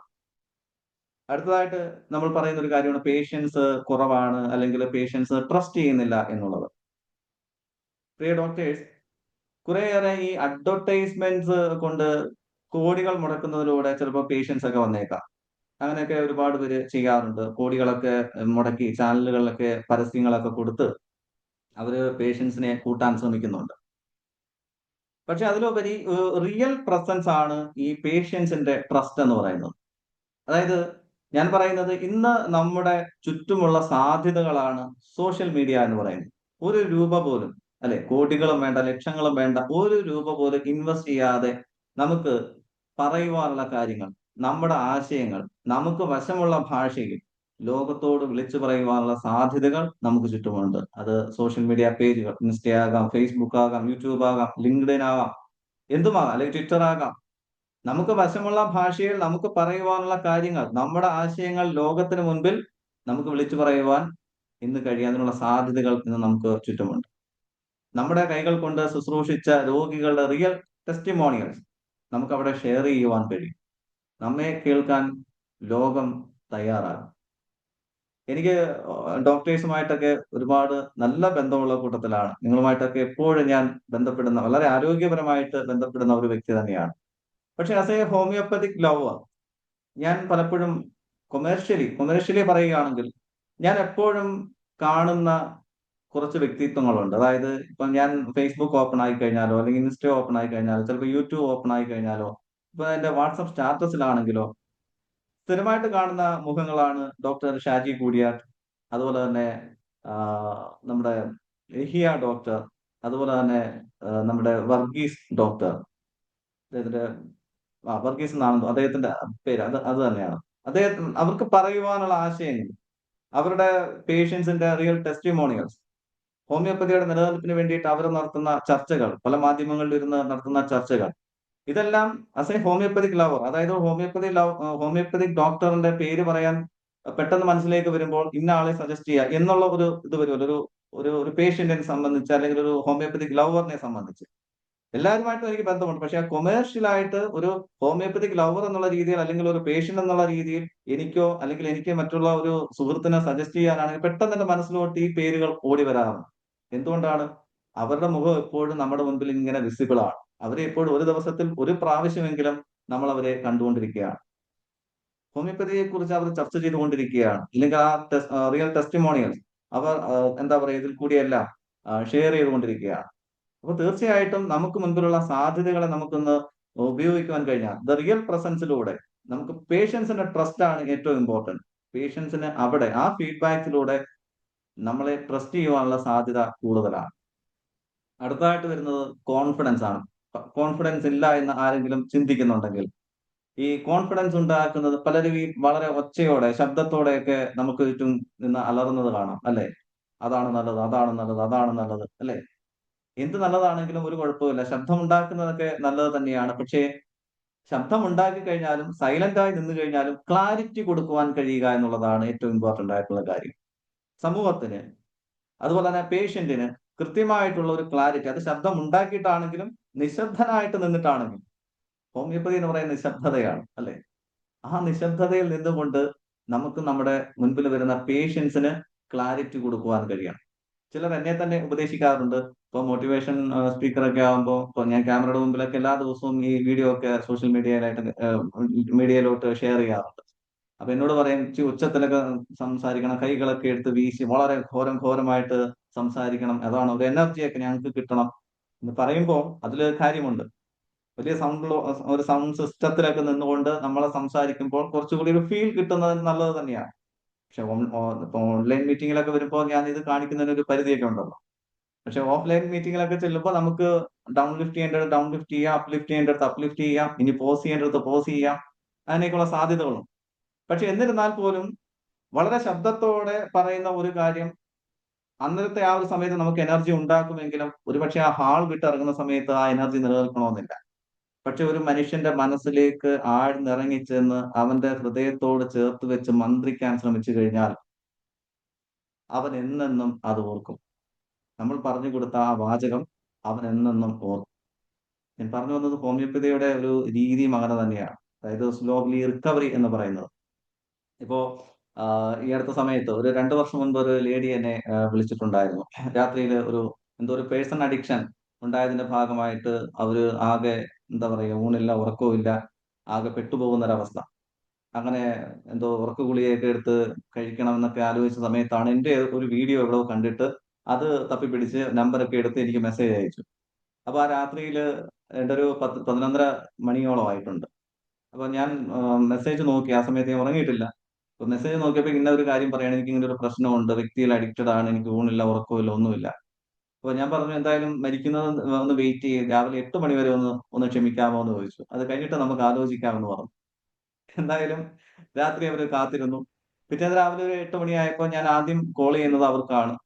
കോൾ ചെയ്തിട്ട് അവരോട് കുറെ നേരം സംസാരിച്ചു. സംസാരിച്ച് കുറെ കാര്യങ്ങൾ സംസാരിച്ചെങ്കിലും അവർക്ക് ഏറ്റവും കൂടുതൽ കണക്ട് ആയ ഒരു കാര്യം ഞാൻ പറഞ്ഞത് ഇങ്ങനെയാണ്: നിങ്ങളിങ്ങനെ ഉറക്കം ഇളച്ചിരിക്കുമ്പോൾ, അല്ലെങ്കിൽ നിങ്ങൾ ആഹാരം കഴിക്കാതിരിക്കുമ്പോൾ, നിങ്ങൾ ഒരാൾക്ക് വേണ്ടി ഇങ്ങനെ കരഞ്ഞ് ഇരിക്കുമ്പോൾ ആ വ്യക്തിയുടെ ജീവിതവുമായിട്ട് വളരെ മല്ലിട്ടുകൊണ്ടിരിക്കുകയായിരിക്കാം, പ്രോബ്ലംസ് സോൾവ് ചെയ്യാനായിട്ട് ഓടിക്കൊണ്ടിരിക്കുകയായിരിക്കാം, അല്ലെങ്കിൽ അദ്ദേഹത്തിന്റെ ഫാമിലിയുമായിട്ട് എൻജോയ് ചെയ്യായിരിക്കാം. ഇതൊന്നുമല്ല, നിങ്ങൾ ഈ രാത്രിയിൽ ഇരുന്ന് കരയുന്ന സമയത്ത് അവര് സുഖമായിട്ട് അല്ലെ തലഭാഗത്ത് കൈവച്ച് സുഖമായിട്ട് കിടന്നുറങ്ങുകയായിരിക്കാം. എന്താണത്? നിങ്ങൾക്ക് എന്താണ് കിട്ടുന്നത്? നിങ്ങൾ അതിലൂടെ നിങ്ങളുടെ ബി പി ഉയർത്തുന്നു, അല്ലെങ്കിൽ ഷുഗർ കൂട്ടുന്നു, നിങ്ങളുടെ ബയോളജിക്കൽ സിസ്റ്റം തന്നെ അവതാളത്തിലാവുന്നു, മെന്റലി നിങ്ങൾ ആകെ വീക്കായി പോകുന്നു, മെന്റലി ഫിസിക്കലി നിങ്ങൾ ആകെ തകർന്നു പോകുന്നു. എന്താണ് അതിൽ നേട്ടം? എന്തായാലും ഒരാഴ്ച, ഒരു 8-10 ദിവസം കഴിഞ്ഞപ്പോ വീണ്ടും അവരെന്നെ വിളിച്ചിട്ട് പറഞ്ഞു, ഞാൻ എന്തായാലും റിക്കവർ ആയിക്കൊണ്ടിരിക്കുകയാണ്. താങ്കൾ പറഞ്ഞ അത്രയും സംസാരിച്ചതിനും എനിക്ക് കിട്ടിയ ഒരു പോയിന്റ് അത് തന്നെയാണ്. ഞാൻ എന്റെ സെൽഫ് റെസ്പെക്ട് എന്തിന് കളയുന്നു? ഞാൻ എന്തുകൊണ്ട് എന്റെ സെൽഫ് ലോ ഞാൻ എന്തിനു വിട്ടുകളയുന്നു? എന്റെ സെൽഫ് വർത്ത് എന്തിനു ഞാൻ നഷ്ടപ്പെടുത്തുന്നു? താങ്കളുടെ ആ വാക്ക് എന്റെ സെൽഫ് വർത്ത് ഉയർത്തിയുണ്ടായി, എനിക്ക് സെൽഫ് റെസ്പെക്ട് ഉണ്ടായി. അതിലൂടെ അവരെന്തായാലും റിക്കവറായി. എന്തായാലും ഇപ്പോൾ ഇത് ഞാൻ പറയാൻ കഴിഞ്ഞ 2 ആഴ്ച മുൻപ് അവരെനിക്ക് ഒരു മെസ്സേജ് കൂടി അയച്ചിട്ടുണ്ടായിരുന്നു. അന്നേരവും ഇത് അവർ മെൻഷൻ ചെയ്തിട്ടുണ്ടായിരുന്നു. 2 വർഷം മുൻപ് ഞാൻ ആ പറഞ്ഞു കൊടുത്ത അവരുടെ മനസ്സിനോട് മന്ത്രിച്ച ഒരു കാര്യം, അതവര് ആ ഒരു എനർജിയിൽ അവർ കേട്ടു, അവരുടെ ജീവിതത്തിൽ അത് പ്രാവർത്തികമാക്കി. ഇന്ന് വളരെ സന്തോഷത്തോടെ ഒരു ബാങ്ക് എംപ്ലോയി ആയിട്ട് അവര് ജോലി ചെയ്തുകൊണ്ടിരിക്കുകയാണ്. ഇതുപോലെ തന്നെയാണ് നമുക്ക് സൈലൻസിൽ നിന്നുകൊണ്ട്, നിശബ്ദതയിൽ നിന്നുകൊണ്ട് ഒരു വ്യക്തിയുമായിട്ട് അല്ലെങ്കിൽ നമ്മുടെ പേഷ്യന്റുമായിട്ട് സംസാരിക്കാൻ കഴിഞ്ഞാൽ അവൻ ഒരുപാട് പ്രതിസന്ധികളുമായിട്ട്, അല്ലെങ്കിൽ അവൻ ഒരുപാട് ഞാൻ ആദ്യം തന്നെ തുടങ്ങിയപ്പോൾ പറഞ്ഞതുപോലെ തന്നെ ഇനി എനിക്ക് പ്രതീക്ഷയുണ്ടോ എന്നുള്ള ഒരു ചോദ്യത്തോടെയാണ് അവൻ നമ്മുടെ മുമ്പിൽ വരുന്നത്. അപ്പോ അവന് നമുക്ക് കൊടുക്കേണ്ടത് ക്ലാരിറ്റിയാണ്. ആ ക്ലാരിറ്റിയിൽ തന്നെയാണ് അവൻ വിശ്വസിക്കുന്നത്. അപ്പോ ഈ സൈലൻസ് പാലിക്കുന്നവർ ശ്രദ്ധ നേടും. നിശബ്ദമായി നിന്നുകൊണ്ട് നമുക്ക് മറ്റുള്ളവരുടെ വിശ്വാസത്തെ നേടുവാൻ കഴിയും. ഒരിക്കലും മാറേണ്ടത് ഹോമിയോപ്പതിക് സിസ്റ്റം അല്ല, നമ്മുടെ സെൽഫ് ഇമേജ് തന്നെയാണ്. ഹോമിയോപ്പതി ഒരിക്കലും നമ്മെ ചെറുതാക്കുന്നില്ല. ഒരുപക്ഷെ നാം നമ്മെ തന്നെ ചെറുതാക്കുന്നുണ്ടോ എന്ന് ആത്മപരിശോധന നടത്തേണ്ട സമയം അതിക്രമിച്ചിരിക്കുകയാണ്. അടുത്തതായിട്ട് ഡോക്ടറിന്റെ ഉള്ളിലുള്ള ശക്തിയെ ഉണർത്തുക. ഒരു ഹോമിയോപ്പതി ഡോക്ടർക്ക് എങ്ങനെ ഒരു ബ്രാൻഡായി മാറാൻ കഴിയും? നമുക്ക് പലപ്പോഴും ഒരു തെറ്റിദ്ധാരണ ഉണ്ടാകാറുണ്ട്, ഈ ബ്രാൻഡിങ് എന്നത് ഒരു അഡ്വർടൈസ്മെന്റ് മാത്രമാണ്. എന്നാൽ ഒരു ഹോമിയോപ്പതി ഡോക്ടറുടെ ബ്രാൻഡ് എന്ന് പറയുന്നത് ഒരു ബോർഡോ അല്ലെങ്കിൽ ഒരു റീൽസോ അല്ലെങ്കിൽ എന്തെങ്കിലും ഓഫറുകളോ അല്ല. മറിച്ച് ഒരു പേഷ്യന്റ് മുൻപിലിരിക്കുമ്പോൾ അയാൾക്ക് നമ്മിൽ തോന്നുന്ന ഒരു സുരക്ഷയുണ്ട്. നമുക്ക് നമ്മിൽ തന്നെ തോന്നുന്ന ആ വിശ്വാസം തന്നെയാണ് നമ്മുടെ ബ്രാൻഡിങ് എന്ന് പറയുന്നത്. 4 പവർഫുൾ ആയിട്ടുള്ള വളരെ സൈലന്റ് ആയിട്ടുള്ള എന്നാൽ പവർഫുൾ ആയിട്ടുള്ള 4 ബ്രാൻഡിങ് എലമെന്റ്സിനെ ഞാൻ നിങ്ങളുമായിട്ട് പരിചയപ്പെടുത്തുവാൻ ആഗ്രഹിക്കുന്നു. അതിൽ ആദ്യത്തെ ബ്രാൻഡിങ് എലമെന്റ് എന്ന് പറയുന്നത് പ്രസൻസ് ആണ്. അതായത് ഒരു രോഗിയുടെ മുമ്പിൽ ഒട്ടും തിരക്ക് കാണിക്കാതെ സംസാരിക്കുന്ന ഡോക്ടർ അയാളിൽ ട്രസ്റ്റ് ഉണ്ടാക്കും എന്നുള്ളതാണ്. അയാൾക്ക് ആദ്യം വേണ്ടത്, ഈ വരുന്ന വ്യക്തിക്ക് ആദ്യം വേണ്ടത് ഒരു കംഫർട്ട് സോൺ ആണ്. അല്ലെ, തനിക്ക് പറ്റിയ ഒരു കംഫർട്ട് സോൺ ആണോ ആ ഡോക്ടർ എന്നുള്ളത് ആ രോഗി ആദ്യം ചെക്ക് ചെയ്യും. അതെ, ഒരു രോഗി ഒരു പ്രാവശ്യം വന്നു, വീണ്ടും അത് മറ്റൊരാളിലേക്ക് സജസ്റ്റ് ചെയ്യണം, അല്ലെങ്കിൽ ആ വ്യക്തിക്ക് അതിന് എന്തെങ്കിലും പ്രശ്നമുണ്ടായി, അല്ലെങ്കിൽ ആ ഫാമിലിയിലുള്ള ആർക്കെങ്കിലും, കുട്ടികൾക്കോ ഭാര്യയ്ക്കോ അല്ലെങ്കിൽ ആർക്കെങ്കിലും ഒരു പ്രശ്നമുണ്ടായി, വീണ്ടും അയാൾക്ക് തോന്നുന്ന ഒരു കംഫർട്ട് സോൺ ആരായിരിക്കും? ഈ ആദ്യം വന്ന ആ ഡോക്ടർ തന്നെയായിരിക്കും. കാരണം എന്താണ്? അദ്ദേഹത്തിന് അവിടെ റഷ് ഇല്ല, അല്ലെ? അദ്ദേഹം അവിടെ എത്ര ഇതാണെങ്കിലും അവരുടെ മുമ്പിൽ ബിസി ആകില്ല. അവരെ കംഫർട്ടബിൾ ആക്കുക എന്നുള്ളതാണ് ഒരു ഡോക്ടർ ആദ്യം ചെയ്യുന്നത്. അപ്പോ ഒരു വ്യക്തി, ഒരു പേഷ്യന്റ് ആദ്യം ചിന്തിക്കുന്നത് എനിക്ക് കംഫർട്ടബിൾ ആയിട്ടുള്ള ഒരു ഡോക്ടറാണോ അദ്ദേഹം, അല്ലെ? ഒരു ഡോക്ടറുടെ മുഖഭാവത്തിൽ നിന്ന് തന്നെ അദ്ദേഹത്തിന് മനസ്സിലാകും ഇദ്ദേഹം എന്താണ് ചെയ്യുന്നത്, എനിക്കിവിടെ കംഫർട്ടബിൾ ആണോ എന്നുള്ളത് ഈ ഡോക്ടറുടെ മുഖഭാവത്തിൽ നിന്ന് തന്നെ ഈ പേഷ്യന്റിന് മനസ്സിലാവുന്നുണ്ട്. രണ്ടാമത്തെ ബ്രാൻഡിങ് എലമെന്റ് എന്ന് പറയുന്നത് ലിസണിങ് ആണ്. ഒരു കേൾവിക്കാരനാകുവാൻ നമുക്ക് കഴിയുന്നുണ്ട്. ഒരു രോഗിയെ മുഴുവനായി കേൾക്കുന്ന ഡോക്ടർ അവന്റെ പകുതി അസുഖം ഭേദമാക്കുന്നു എന്നുള്ളതാണ്. ഇപ്പം പലപ്പോഴും നിങ്ങൾക്ക് തന്നെ അനുഭവം ഉണ്ടാകും, ഡോക്ടർ എന്നെ ആരെങ്കിലും ഒന്ന് ആദ്യമായിട്ട് ഇത്രയും കേട്ടിരുന്നത് അങ്ങാണ്, എന്നെ ഇതുവരെ ആരും കേൾക്കാൻ ശ്രമിച്ചിട്ടില്ല, എന്റെ മനസ്സിലുള്ള വിഷമങ്ങൾ ഒന്ന് തുറന്നു പറയാൻ ആരും സമയം തന്നിട്ടില്ല, അതിനെന്നെ ആരും അനുവദിച്ചിട്ടില്ല, താങ്കളാണ് എന്നെ ആദ്യമായിട്ട് ഇത്രയും കേട്ടുകൊണ്ടിരുന്ന ഒരു വ്യക്തി. അങ്ങനെ നമുക്ക് കേൾക്കാൻ കഴിഞ്ഞിട്ടുണ്ടെങ്കിൽ ആ രോഗിയുടെ പകുതി അസുഖം മാറിക്കിട്ടുന്നു എന്നുള്ളതാണ്. കാരണം മൈൻഡ് റിലേറ്റഡ് ആയിട്ടുള്ള കാര്യങ്ങളാണല്ലോ. മൈൻഡ് റിലേറ്റഡ് ആയിട്ടുള്ള പ്രശ്നങ്ങൾ ഉണ്ടാകുമ്പോഴാണല്ലോ അദ്ദേഹത്തിന്റെ ശാരീരികമായിട്ടുള്ള പ്രശ്നങ്ങൾ അധികം ഉണ്ടാകുന്നത്. അപ്പോ പകുതി പ്രശ്നം അവിടെ പരിഹരിക്കപ്പെട്ടു. പിന്നെ നമ്മൾ നേരത്തെ സൂചിപ്പിച്ചതുപോലെ നമ്മുടെ ആ ഒരു തുറുപ്പ് ചീട്ട് എന്താണ്, മിനിമം ഡോസ്, അവന്റെ ഉള്ളിലുള്ള ആ ഹീലിംഗ് സിസ്റ്റത്തെ ഉണർത്തുവാനുള്ള ആ ഒരു തുറുപ്പ് ചീട്ട് നമ്മൾ കൊടുക്കുമ്പോൾ, ആ മിനിമം ഡോസ് കൊടുക്കുമ്പോൾ അവൻ പരിപൂർണമായിട്ട് സ്വസ്ഥനാവുന്നു, അല്ലെങ്കിൽ ശാന്തനാവുന്നു, അല്ലെങ്കിൽ രോഗത്തിൽ നിന്നും വിടുതൽ നേടിയെടുക്കുന്നു. മൂന്നാമതായിട്ട് വേണ്ടുന്ന ബ്രാൻഡിങ് എലമെന്റ് എന്ന് പറയുന്നത് ക്ലാരിറ്റിയാണ്. അതായത് ഈ രോഗവുമായിട്ട് വരുന്ന ആളുകൾക്ക് എന്താണെന്നൊരു നിശ്ചയമൊന്നും ഉണ്ടാവില്ല. അപ്പോൾ അവിടെ എക്സ്പ്ലെയിൻ ചെയ്യുന്ന ഡോക്ടർ ആ രോഗിയുടെ ഫിയർ കുറയ്ക്കുകയാണ് ചെയ്യുന്നത്. എന്താണ് അവന്റെ പ്രശ്നം, അല്ലെ? ഫിയറോട് കൂടി ഒരു പേഷ്യന്റ് ഒരു ഡോക്ടറിന്റെ അടുക്കിലേക്ക് വരികയാണ്, എന്താണ് എന്റെ രോഗം, അല്ലെങ്കിൽ രോഗം ഗുരുതരമാണ്, മരുന്ന് കൊണ്ട് ശരിയാകും, എത്ര ദിവസം എടുക്കും ഇതൊന്ന് മാറി കിട്ടാൻ, ഇങ്ങനെയൊക്കെയുള്ള ഒരുപാട് ചോദ്യങ്ങളുമായിട്ടാണ് അവൻ വരുന്നത്. ചിലപ്പോൾ അത് ഈ ഡോക്ടർ എന്ത് വിചാരിക്കും എന്ന് കരുതി ഇവനൊന്നും പറയാതെ ഉള്ളിൽ ഒതുക്കിക്കൊണ്ടിരിക്കും. അപ്പൊ അവിടെ ആ സമയത്ത് കൃത്യമായിട്ടുള്ള ഒരു ക്ലാരിറ്റി നമുക്ക് കൊടുക്കുവാൻ കഴിയണം. ആ ക്ലാരിറ്റി കൊടുക്കുമ്പോഴാണ് അവന്റെ ഭയം അവിടെ ഇല്ലാതാവുന്നത്. ഇത് ഹോമിയോപ്പതി ആണ്, വളരെ സ്ലോ ആയിട്ട് നടക്കൂ, ഇതം കഴിച്ചാൽ മതി, എല്ലാ പ്രശ്നവും മാറിക്കിട്ടും, അങ്ങനെ നമുക്ക് പറയാം. എന്നാലും നിന്റെ മോനെ അല്ലെങ്കിൽ മോളെ, നിന്റെ ഉള്ളില് കുറെ വർഷങ്ങളായിട്ട് എടുത്ത് ഉണ്ടായിട്ടുള്ള ഒരു പ്രശ്നമാണ്. ഈ പ്രശ്നം തുടങ്ങിയിട്ട് കുറെ വർഷങ്ങളായി. അപ്പോ എന്താണ്, സ്റ്റെപ്പ് വൈസ് ആയിട്ട് ഘട്ടം ഘട്ടമായിട്ട് നമുക്കിതിനെ കുറച്ചെടുക്കാൻ കഴിയും. നീ ഈ മരുന്ന് കഴിച്ചാൽ മാത്രം മതി എന്ന് പറയുമ്പോൾ അവനൊരു കംഫർട്ടബിൾ സോണിലേക്ക് അവൻ മാറുകയാണ്, അല്ലെ? അപ്പോ രോഗം പരിപൂർണമായിട്ട് അതിൽ കൂടി തന്നെ മാറ്റുവാൻ നമുക്ക് കഴിയുമെന്നുള്ളതാണ്. അവിടെയാണ് ഒരു രോഗിക്ക് ഒരു കോൺഫിഡൻസ് ബിൽഡപ്പ് ചെയ്യുവാൻ കഴിയുന്നത്. അടുത്തതായിട്ട് ബൗണ്ടറീസ്. നമ്മൾ സെറ്റ് ചെയ്യേണ്ട കുറച്ച് ബൗണ്ടറീസ് ഉണ്ട്. ബൗണ്ടറീസ് ഉള്ള ഡോക്ടർ ബിഹേവ് ചെയ്യുന്ന രീതി വളരെ പ്രധാനമാണ്.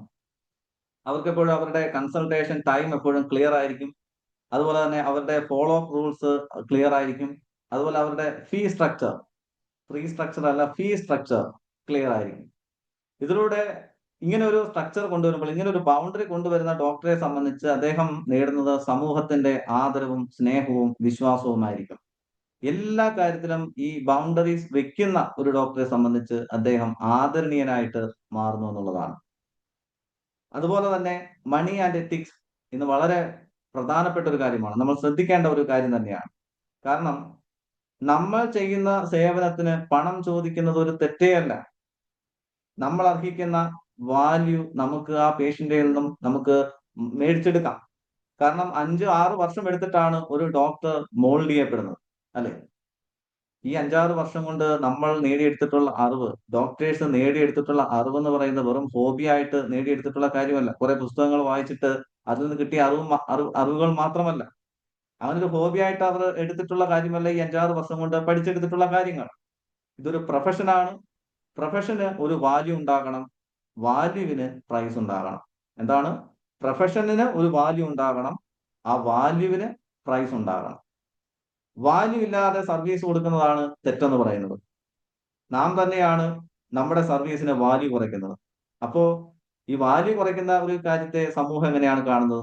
ഇതൊരു കാഷ്വൽ ആയിട്ടുള്ള ഒരു കാര്യമാണ്, അല്ലെ? ഒരു കാഷ്വൽ ആയിട്ടുള്ള ഒരു കാര്യമായിട്ട് നമ്മുടെ സിസ്റ്റത്തെ ആർക്കും മുൻപിൽ തുറന്നു വെക്കാൻ പാടില്ല. ഇപ്പോ ഫ്രീ അഡ്വൈസ് എന്ന് പറയുന്നത് എല്ലാവരും ഫോർഗറ്റ് ചെയ്യും, അല്ലെങ്കിൽ മറക്കും. എന്നാൽ പെയ്ഡ് അഡ്വൈസോ ചിരകാലം അവരുടെ ഹൃദയത്തിൽ നിലനിൽക്കും. അതായത് എൻ്റെ ഒരു കൂട്ടുകാരൻ, എൻ്റെ ഒരു ഫ്രണ്ടാണ്. അദ്ദേഹം ഒരു സ്പോക്കൺ ഇംഗ്ലീഷിന്റെ ഒരു ക്ലാസ് തുടങ്ങാൻ ഇങ്ങനെ ആഗ്രഹിച്ചു. അപ്പോ ഫ്രീ ആയിട്ട് കുറെ ആളുകൾക്ക്, സൊസൈറ്റിയിലുള്ള കുറച്ച് ആളുകൾക്ക് ഇംഗ്ലീഷ് പഠിക്കാൻ കഴിയുന്നുണ്ടെങ്കിൽ പഠിക്കട്ടെ. അങ്ങനെ അദ്ദേഹം എന്ത് ചെയ്തു? ഒരു വാട്സപ്പ് ഗ്രൂപ്പ് ഒക്കെ ക്രിയേറ്റ് ചെയ്തിട്ട് അദ്ദേഹം ഒരു പരസ്യം കൊടുത്തു. പിന്നെ യൂട്യൂബിലൊക്കെ കുറച്ച് അഡ്വർടൈസ്മെന്റ് ഒക്കെ കൊടുത്തു. അങ്ങനെ കുറെ ആളുകൾ 10, 100, 120, 125 ആളുകളോളം ആ വാട്സപ്പ് ഗ്രൂപ്പിൽ പങ്കെടുക്കുകയുണ്ടായി, വന്ന് ചേരുകയുണ്ടായി. അപ്പൊ ക്ലാസ് ഞാൻ ആദ്യമേ പറഞ്ഞു, എന്തെങ്കിലും ഒരു നീ എന്തായാലും ഇത്രയും ചെയ്യുന്നതല്ലേ, എന്തെങ്കിലും ചെറിയൊരു ഫീസ് എങ്കിലും വേണ്ട. അപ്പൊ ഒരുപാട് പേര് ബുദ്ധിമുട്ടുന്നവരൊക്കെ ഉണ്ടായിരിക്കുമല്ലോ, ഞാൻ ഫ്രീ ആയിട്ട് തന്നെ ഇത് ചെയ്യാൻ തീരുമാനിച്ചിരിക്കുകയാണ്. അപ്പൊ 30 ദിവസത്തെ ക്ലാസ് എന്തോ ആണെന്ന് തോന്നുന്നു. അപ്പൊ എന്തായാലും ആദ്യത്തെ ദിവസം ഭയങ്കര തിരക്കായിരുന്നു, 120-ലധികം ആൾക്കാർ ജോയിൻ ചെയ്തു. പക്ഷെ 10 ദിവസം കഴിഞ്ഞപ്പോഴത്തേക്കും അത് 50 ആയി. 20 ദിവസം കഴിഞ്ഞപ്പോഴത്തേക്ക് 30-ൽ താഴെ കണ്ടായി. 25 ദിവസമായപ്പോൾ 10-ൽ താഴെയായി. 28-29 ദിവസമായപ്പോഴേക്കും അവൻ ഒറ്റയ്ക്കായി, അല്ലെ?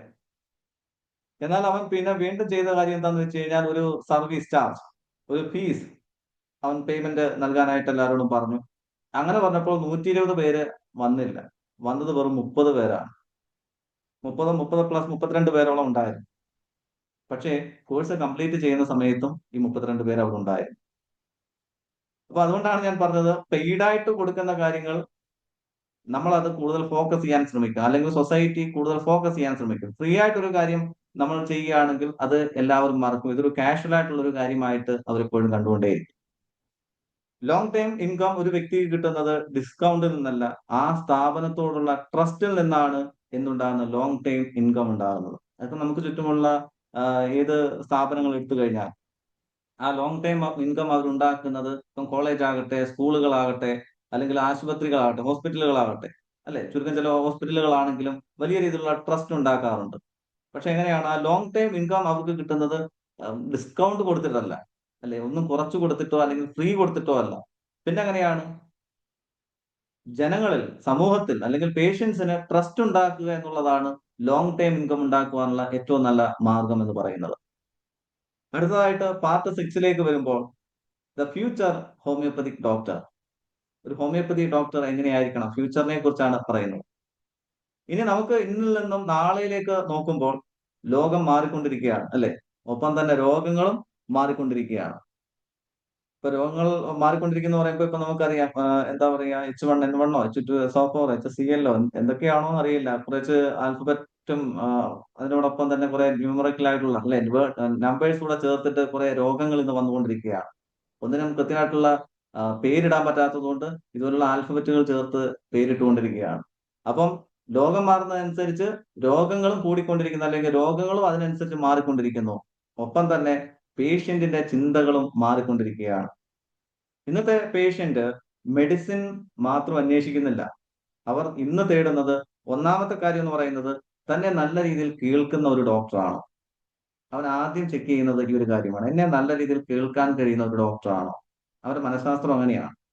അതുപോലെ തന്നെ ഒന്നും മറച്ചു വെക്കാതെ ക്ലാരിറ്റി നൽകുന്ന ഡോക്ടറാണോ. അടുത്തതെന്ന് പറയുന്നത് ഒരു രീതിയിലും എന്നെ പാനിക് ആക്കാത്ത, അല്ലെ, എന്ത് ചോദിച്ചു കഴിഞ്ഞാൽ ദേഷ്യപ്പെടുക, കൂടുതൽ ഇങ്ങോട്ടൊന്നും ചോദിക്കണ്ട, ഞാൻ അങ്ങോട്ട് പറയുന്നത് ഞാൻ കേട്ടാൽ മതി, അങ്ങനെ പാനിക് ആക്കാത്ത ഡോക്ടറാണോ. അതുപോലെ തന്നെ തങ്ങൾക്ക് എന്തെന്നില്ലാത്തൊരു ഹോപ്പ്, ഒരു പ്രതീക്ഷ ജീവിതത്തിലേക്ക് പിടിച്ചുയർത്തുന്ന രീതിയിലുള്ള ആ നിർദ്ദേശങ്ങൾ നൽകുന്ന ഡോക്ടറാണോ. ഇതാണ് ഒരു പേഷ്യന്റ് എപ്പോഴും ഒരു ഡോക്ടർ എന്ന നിലയിൽ തേടിക്കൊണ്ടിരിക്കുന്നത്. ഒരു ഫ്യൂച്ചർ ഹോമിയോപ്പതി ഡോക്ടർ എന്ന നിലയിൽ ഇനി നാം ഒരു കാരണവശാലും മിണ്ടാതിരിക്കരുത്. നമ്മുടെ അവകാശങ്ങൾ സംരക്ഷിക്കേണ്ടിടത്ത് ശബ്ദമുയർത്തുവാൻ നമുക്ക് ആരുടെയും അനുവാദം വേണ്ട. നമ്മുടെ അറിവും അനുഭവവും മനസ്സിലാക്കി മനസ്സിൽ ഒതുക്കിക്കൊണ്ട് ഇരിക്കേണ്ട ഒരു സമയമല്ലായിരുന്നു. അതിനുവേണ്ടി പ്രാക്ടിക്കലായിട്ട് നമുക്ക് ചെയ്യാൻ കഴിയുന്ന കുറച്ച് കാര്യങ്ങളാണ്. വലിയ ഒരു ശബ്ദത്തിനോ ബഹളത്തിനോ കോലാഹലങ്ങൾക്കോ നമുക്ക് പോകേണ്ട ആവശ്യമില്ല. നമുക്ക് ചെയ്യാൻ കഴിയുന്ന പ്രാക്ടിക്കൽ ആയിട്ടുള്ള കുറച്ച് കാര്യങ്ങൾ നമ്മുടെ മുൻപിൽ വരുന്ന പേഷ്യന്റിന് അദ്ദേഹത്തിന് ആ ഡിസീസ് എന്താണെന്ന് മനസ്സിലാക്കി കൊടുക്കുവാൻ നമുക്ക് കഴിയണം. അതുപോലെ തന്നെ എന്താ പറയുക, പല രീതിയിലുള്ള അസംഷൻസുമായിട്ടായിരിക്കാം ആ വ്യക്തി നമ്മുടെ മുമ്പിലേക്ക് വരുന്നത്. എന്താണ് രോഗം എന്നുള്ളത് ആ രോഗം കൃത്യമായിട്ട് ആ വ്യക്തിക്ക് പറഞ്ഞു കൊടുക്കുവാൻ കഴിയുന്നത് അത് ഒരു ഡോക്ടറെ സംബന്ധിച്ച് വലിയൊരു വിജയം തന്നെയാണ്. രണ്ടെന്ന് പറയുന്നത് ഹീലിംഗ് പ്രോസസ് എങ്ങനെയുള്ളതാണെന്ന് മനസ്സിലാക്കി കൊടുക്കണം. എത്ര കാലം എടുക്കും, അല്ലെ, ഒരാഴ്ച കൊണ്ട് ക്യൂർ ആകും എന്നുള്ളതല്ല. എത്ര കാലം എടുക്കും. ഒരു രോഗം കാണുമ്പോൾ തന്നെ അതിന്റെ ആ രോഗ സാധ്യത അല്ലെങ്കിൽ അത് ഹീൽ ചെയ്യാനുള്ള ഒരു സമയമുണ്ട്. ശരീരത്തിന് ആ മിനിമം ഡോസ് ഏറ്റെടുക്കുവാനും അത് ആ ഹീലിംഗ് സിസ്റ്റം ഉള്ളിൽ പ്രവർത്തിക്കുവാനും ഒരു സമയമുണ്ട്. അത് എത്ര സമയം എടുക്കും എന്നുള്ളത് കൃത്യമായിട്ട് അവരെ ഒന്ന് ബോധിപ്പിക്കേണ്ടത് ഏറ്റവും അനിവാര്യമായിട്ടുള്ളൊരു കാര്യമാണ്. അതുപോലെ തന്നെ ഈ അവരുടെ ഈ റോങ് ബിലീഫ്സ് അത് നമ്മൾ കറക്റ്റ് ചെയ്ത് കൊടുക്കേണ്ടതായിട്ടുണ്ട്. അതായത് റോങ് ആയിട്ടുള്ള വിശ്വാസങ്ങൾ പേറി വരുന്നവരാണ് അധികം പേര്. അതായത് ഒരു രോഗത്തെ കുറിച്ച് ഫാമിലിയിൽ ചർച്ച ചെയ്യുമ്പോൾ, കൂട്ടുകാരുടെ ഇടയിൽ ചർച്ച ചെയ്യുമ്പോൾ അവർ കൊടുക്കുന്ന കുറെ ഉപദേശങ്ങളുണ്ട്. അത് ഇന്ന രോഗമായിരിക്കും, ഇത് ഇന്ന രോഗമായിരിക്കും. അപ്പൊ ചെറിയൊരു കാര്യവുമായിട്ട് ഒരു ചെറിയൊരു രോഗമായിരിക്കാം, പക്ഷേ അതൊരു വലിയൊരു കാര്യമായിട്ട് വലിയൊരു രോഗമായിട്ടാണ് അവൻ മനസ്സിൽ കണ്ടുകൊണ്ടിരിക്കുന്നത്. അതുകൊണ്ടാണ് അവൻ എവിടേക്ക് വരുന്നത്, ഡോക്ടറിന്റെ അടുക്കിലേക്ക് വരുന്നത്. അപ്പൊ അവന്റെ ഉള്ളിൽ കിടക്കുന്ന റോങ് ബിലീഫ് സിസ്റ്റം എന്താണെന്ന് നമ്മളൊന്ന് മനസ്സിലാക്കുന്നത് ഏറെ നല്ലതായിരിക്കും. അങ്ങനെ അതുപോലെ തന്നെ അവരുടെ ഭയത്തെ നമുക്ക് ഇല്ലായ്മ ചെയ്യുവാൻ കഴിയണം. ഭയമാണല്ലോ എല്ലാത്തിന്റെയും ഒരു അടിസ്ഥാനം എന്ന് പറയുന്നത്. എന്തും ഈ കൂടുന്നതിന്, ഇപ്പൊ രോഗമാണെങ്കിലും മറ്റെന്ത് തന്നെയാണെങ്കിലും അത് കൂടിക്കൊണ്ടിരിക്കുന്നതിന്, ഇപ്പൊ ഒരു ഡിപ്രഷൻ സ്റ്റേജിലേക്ക് അല്ലെങ്കിൽ സ്ട്രെസ് ആയിട്ടുള്ള ഒരു സ്റ്റേജിലേക്കൊക്കെ പോകുന്നതിന്റെ കാരണം എന്ന് പറയുന്നത്, അതിന്റെ അടിസ്ഥാനം എന്ന് പറയുന്നത് ഭയം തന്നെയാണ്. അപ്പൊ ആ ഭയത്തെ നമുക്ക് ഇല്ലാതെയാക്കുവാൻ കഴിയണമെന്നുള്ളതാണ്. അപ്പോൾ നമ്മുടെ സൈലൻസിൽ നിന്നും നമുക്ക് ആ രീതിയിൽ പുറത്തു വരാൻ ശ്രമിച്ചു കഴിഞ്ഞാൽ ഒരു പേഷ്യന്റിനെ നമുക്ക് ട്രസ്റ്റ് ചെയ്യിക്കാൻ, നമ്മൾ അവൻ ഇനഫ് ആണ് എന്നുള്ളത് നമുക്ക് തെളിയിക്കാൻ കഴിഞ്ഞാൽ, ഈ മെത്തേഡ്സിലൂടെ നമുക്ക് അവരോടത് തെളിയിക്കാൻ കഴിയും, പ്രൂവ് ചെയ്യുവാൻ കഴിയും. അതിലൂടെയാണ് നമ്മുടെ സിസ്റ്റം വളരേണ്ടത്. എന്നാൽ ഒരു ഹോമിയോപ്പതി ഡോക്ടർക്ക് ശബ്ദം ഉണ്ടാക്കേണ്ട ആവശ്യമില്ല. ഒരുപാട് ശബ്ദം ഉണ്ടാക്കേണ്ട ഒരു ആവശ്യവും ഒരു ഹോമിയോപ്പതി ഡോക്ടർക്കില്ല. കാരണം നമുക്ക് ഈ ഓവർ പ്രൂവിങ്ങിന്റെ ആവശ്യം വരുന്നില്ല. ഓവർ പ്രൂവ് ചെയ്യേണ്ട ഒരു ആവശ്യം എന്തിനാണ് നമ്മുടെ സിസ്റ്റത്തിന് വേണ്ടത്? ഇത് ഇന്നലെയോ മെനഞ്ഞാന്നോ സംഭവിച്ച ഒരു കാര്യമല്ല, അല്ലെ? വർഷങ്ങളായിട്ട് നമ്മുടെ ലോകത്തിൽ തന്നെ നിലനിൽക്കുന്ന എല്ലാവർക്കും അറിയാവുന്ന ഒരു സിസ്റ്റം തന്നെയാണ് ഹോമിയോപ്പതി സമ്പ്രദായം എന്ന് പറയുന്നത്. അപ്പൊ പിന്നെ നമ്മൾ അതിനെ ഓവർ പ്രൂവിങ് ചെയ്യേണ്ട ആവശ്യമൊന്നുമില്ല. അപ്പോ അതിൽ എന്താണ് ഒരു സംശയം, എന്താണ് ഇങ്ങനെ ഓവർ പ്രൂവ് ചെയ്യേണ്ട ആവശ്യം എന്താണ്? ഇതൊക്കെ നമുക്ക് അറിയാവുന്ന കാര്യമല്ലേ. അങ്ങനെ ഒരു തോട്ട് ജനങ്ങളിൽ ഉണ്ടാകും. അതുപോലെ തന്നെ ഈ ഓവർ ഡിഫെൻഡിങ്ങിന്റെ ആവശ്യവുമില്ല. നമുക്ക് ഒരു കാരണവശാലും മറ്റുള്ളവരുടെ അടുത്ത് ഈ ഡിഫെൻഡ് ചെയ്ത് അത്യാവശ്യ കാര്യങ്ങൾക്ക് അല്ലെങ്കിൽ അവകാശങ്ങൾക്ക് വേണ്ടി ഡിഫെൻഡ് ചെയ്യാം. പക്ഷെ ഓവർ ആയിട്ടുള്ള ഡിഫെൻഡിങ്ങിന്റെ ആവശ്യം ഇവിടെ ഉണ്ടാകുന്നില്ല. അതുപോലെ തന്നെ ഓവർ മാർക്കറ്റിംഗിന്റെ ആവശ്യം നമുക്ക് വരുന്നില്ല, അല്ലെ? ഈ ഓവർ മാർക്കറ്റിംഗിലേക്ക് പോകുന്ന പ്രശ്നമാണ്. അത് നമ്മുടെ ട്രസ്റ്റിനെ നശിപ്പിക്കും. നമുക്കറിയാം നമ്മുടെ സിസ്റ്റത്തിന്റെ പ്രത്യേകത എന്താണെന്ന് നമുക്കറിയാം. അതിന്റെ സത്യം എന്താണെന്ന് നമുക്കറിയാം. അതിന്റെ അടിസ്ഥാനം എന്താണെന്ന് നമുക്കറിയാം. അങ്ങനെ വരുമ്പോൾ നമുക്ക് ആ ഓവർ മാർക്കറ്റിംഗ് ചെയ്യേണ്ട ആവശ്യമില്ല. നമുക്ക് മാർക്കറ്റിംഗ് ചെയ്യാം. എന്താണ് റിയൽ ടെസ്റ്റിമോണിയൽസ് അല്ലെങ്കിൽ ഫീഡ്ബാക്സ് അല്ലെങ്കിൽ പേഷ്യൻസിന്റെ ഭാഗത്തു നിന്നുണ്ടാകുന്ന വിശദീകരണങ്ങൾ, അതുപോലെ തന്നെ നമ്മുടെ അവകാശങ്ങളെ കുറിച്ച് അല്ലെങ്കിൽ ഫ്യൂച്ചർ ഹോമിയോപ്പതിയെ കുറിച്ച്, ഹോമിയോപ്പതിയുടെ ഇന്നിന്റെ ആവശ്യത്തെ കുറിച്ച്, ഇതൊക്കെ നമുക്ക് ചർച്ച ചെയ്യാം. ഈ ചർച്ചകളിലൂടെയാണ് ഇന്നത്തെ സാധ്യതകൾ, അല്ലെ? സോഷ്യൽ മീഡിയ പേജുകളും മറ്റുമൊക്കെ ഇന്നത്തെ സാധ്യതകളാണ്. ഈ സാധ്യതകളിലൂടെ അത് മറ്റുള്ളവരുടെ മുമ്പിൽ പ്രൂവ് ചെയ്യുക, ഡിഫെൻഡ് ചെയ്യേണ്ടത് ഡിഫെൻഡ് ചെയ്യുക, മാർക്കറ്റ് ചെയ്യേണ്ടടുത്ത് ഇതുപോലെയുള്ള ടെസ്റ്റിമോണിയൽസ് കൊണ്ട് നമുക്ക് ഇതിനെ മാർക്കറ്റ് ചെയ്യുവാനും കഴിയുമെന്നുള്ളതാണ്. അപ്പൊ ഇവിടെ നമുക്ക് പ്രാക്ടിക്കലായിട്ട് ചെയ്യാൻ പറ്റുന്ന കാര്യങ്ങൾ എന്ന് പറയുന്നത് മറ്റ് മെഡിക്കൽ സമ്പ്രദായങ്ങളുമായിട്ടുള്ള ഏറ്റുമുട്ടൽ ഒരു ഓവർ ഡിഫെൻഡിങ് ആക്കാതിരിക്കാനായിട്ട് ശ്രമിക്കുക. പലപ്പോഴും സംഭവിക്കുന്ന ഒരു കാര്യമാണ്, ഞങ്ങളാണ് വലുത്, നിങ്ങളാണ് ചെറുത്. അപ്പൊ നമ്മൾ പറയും ഞങ്ങളാണ് വലുത്, നിങ്ങളാണ് ചെറുത്. എന്താ പറയുക, ഒരു വലിയേട്ടൻ നയം പോലെ പലപ്പോഴും എന്താ പറയുക. അപ്പൊ ആ സമയത്ത് നമ്മൾ ഓവർ ഡിഫെൻഡിങ്ങിനൊക്കെ പോകാറുണ്ട്. നമുക്കത് പൂർണ്ണമായിട്ടും ഒഴിവാക്കാം. ഞാൻ നേരത്തെ പറഞ്ഞതുപോലെ നമ്മുടെ സാധ്യതകൾ മനസ്സിലാക്കി അതിന്റെ സത്യം നിലനിർത്തിക്കൊണ്ട് നമുക്ക് പ്രവർത്തിക്കാൻ കഴിഞ്ഞാൽ മാത്രം മതി. അതുപോലെ തന്നെ രോഗത്തിന്റെ ഡെപ്ത് മനസ്സിലാക്കി എന്നിട്ട് മാത്രം 100% ക്യൂർ എന്ന സ്റ്റേറ്റ്മെന്റിലേക്ക് നാം ഒന്ന് മാറുക. ഒരു രോഗം വന്നു കഴിഞ്ഞാൽ ആ വ്യക്തിയുടെ രോഗത്തെക്കുറിച്ച് മനസ്സിലാക്കി അത് എത്രത്തോളം ക്യൂർ ആക്കാൻ കഴിയുമെന്നുള്ള ഒരു പോസിബിലിറ്റി, ആ ഒരു സ്റ്റേറ്റ്മെന്റിലേക്ക് നമുക്ക് എത്തുവാൻ കഴിയുന്നത് ഏറ്റവും നല്ലത് തന്നെയായിരിക്കും. ശരിയെന്നുള്ളത് ശരിയെന്ന് തന്നെ നമുക്ക് പറയാൻ കഴിയണം. അല്ലെങ്കിൽ നമ്മളെ കൊണ്ട് കഴിയാത്ത ഒരു കാര്യമാണെങ്കിൽ തീർച്ചയായിട്ടും കഴിയാത്തതെന്ന് തന്നെ പറയുന്നത് കൊണ്ട് ഒരു കുഴപ്പമില്ല. ശരിയല്ലേ? അതുപോലെ തന്നെ ഈഗോ ബേസ്ഡ് ആയിട്ടുള്ള എക്സ്പ്ലനേഷൻസ് നാം ഒഴിവാക്കുക.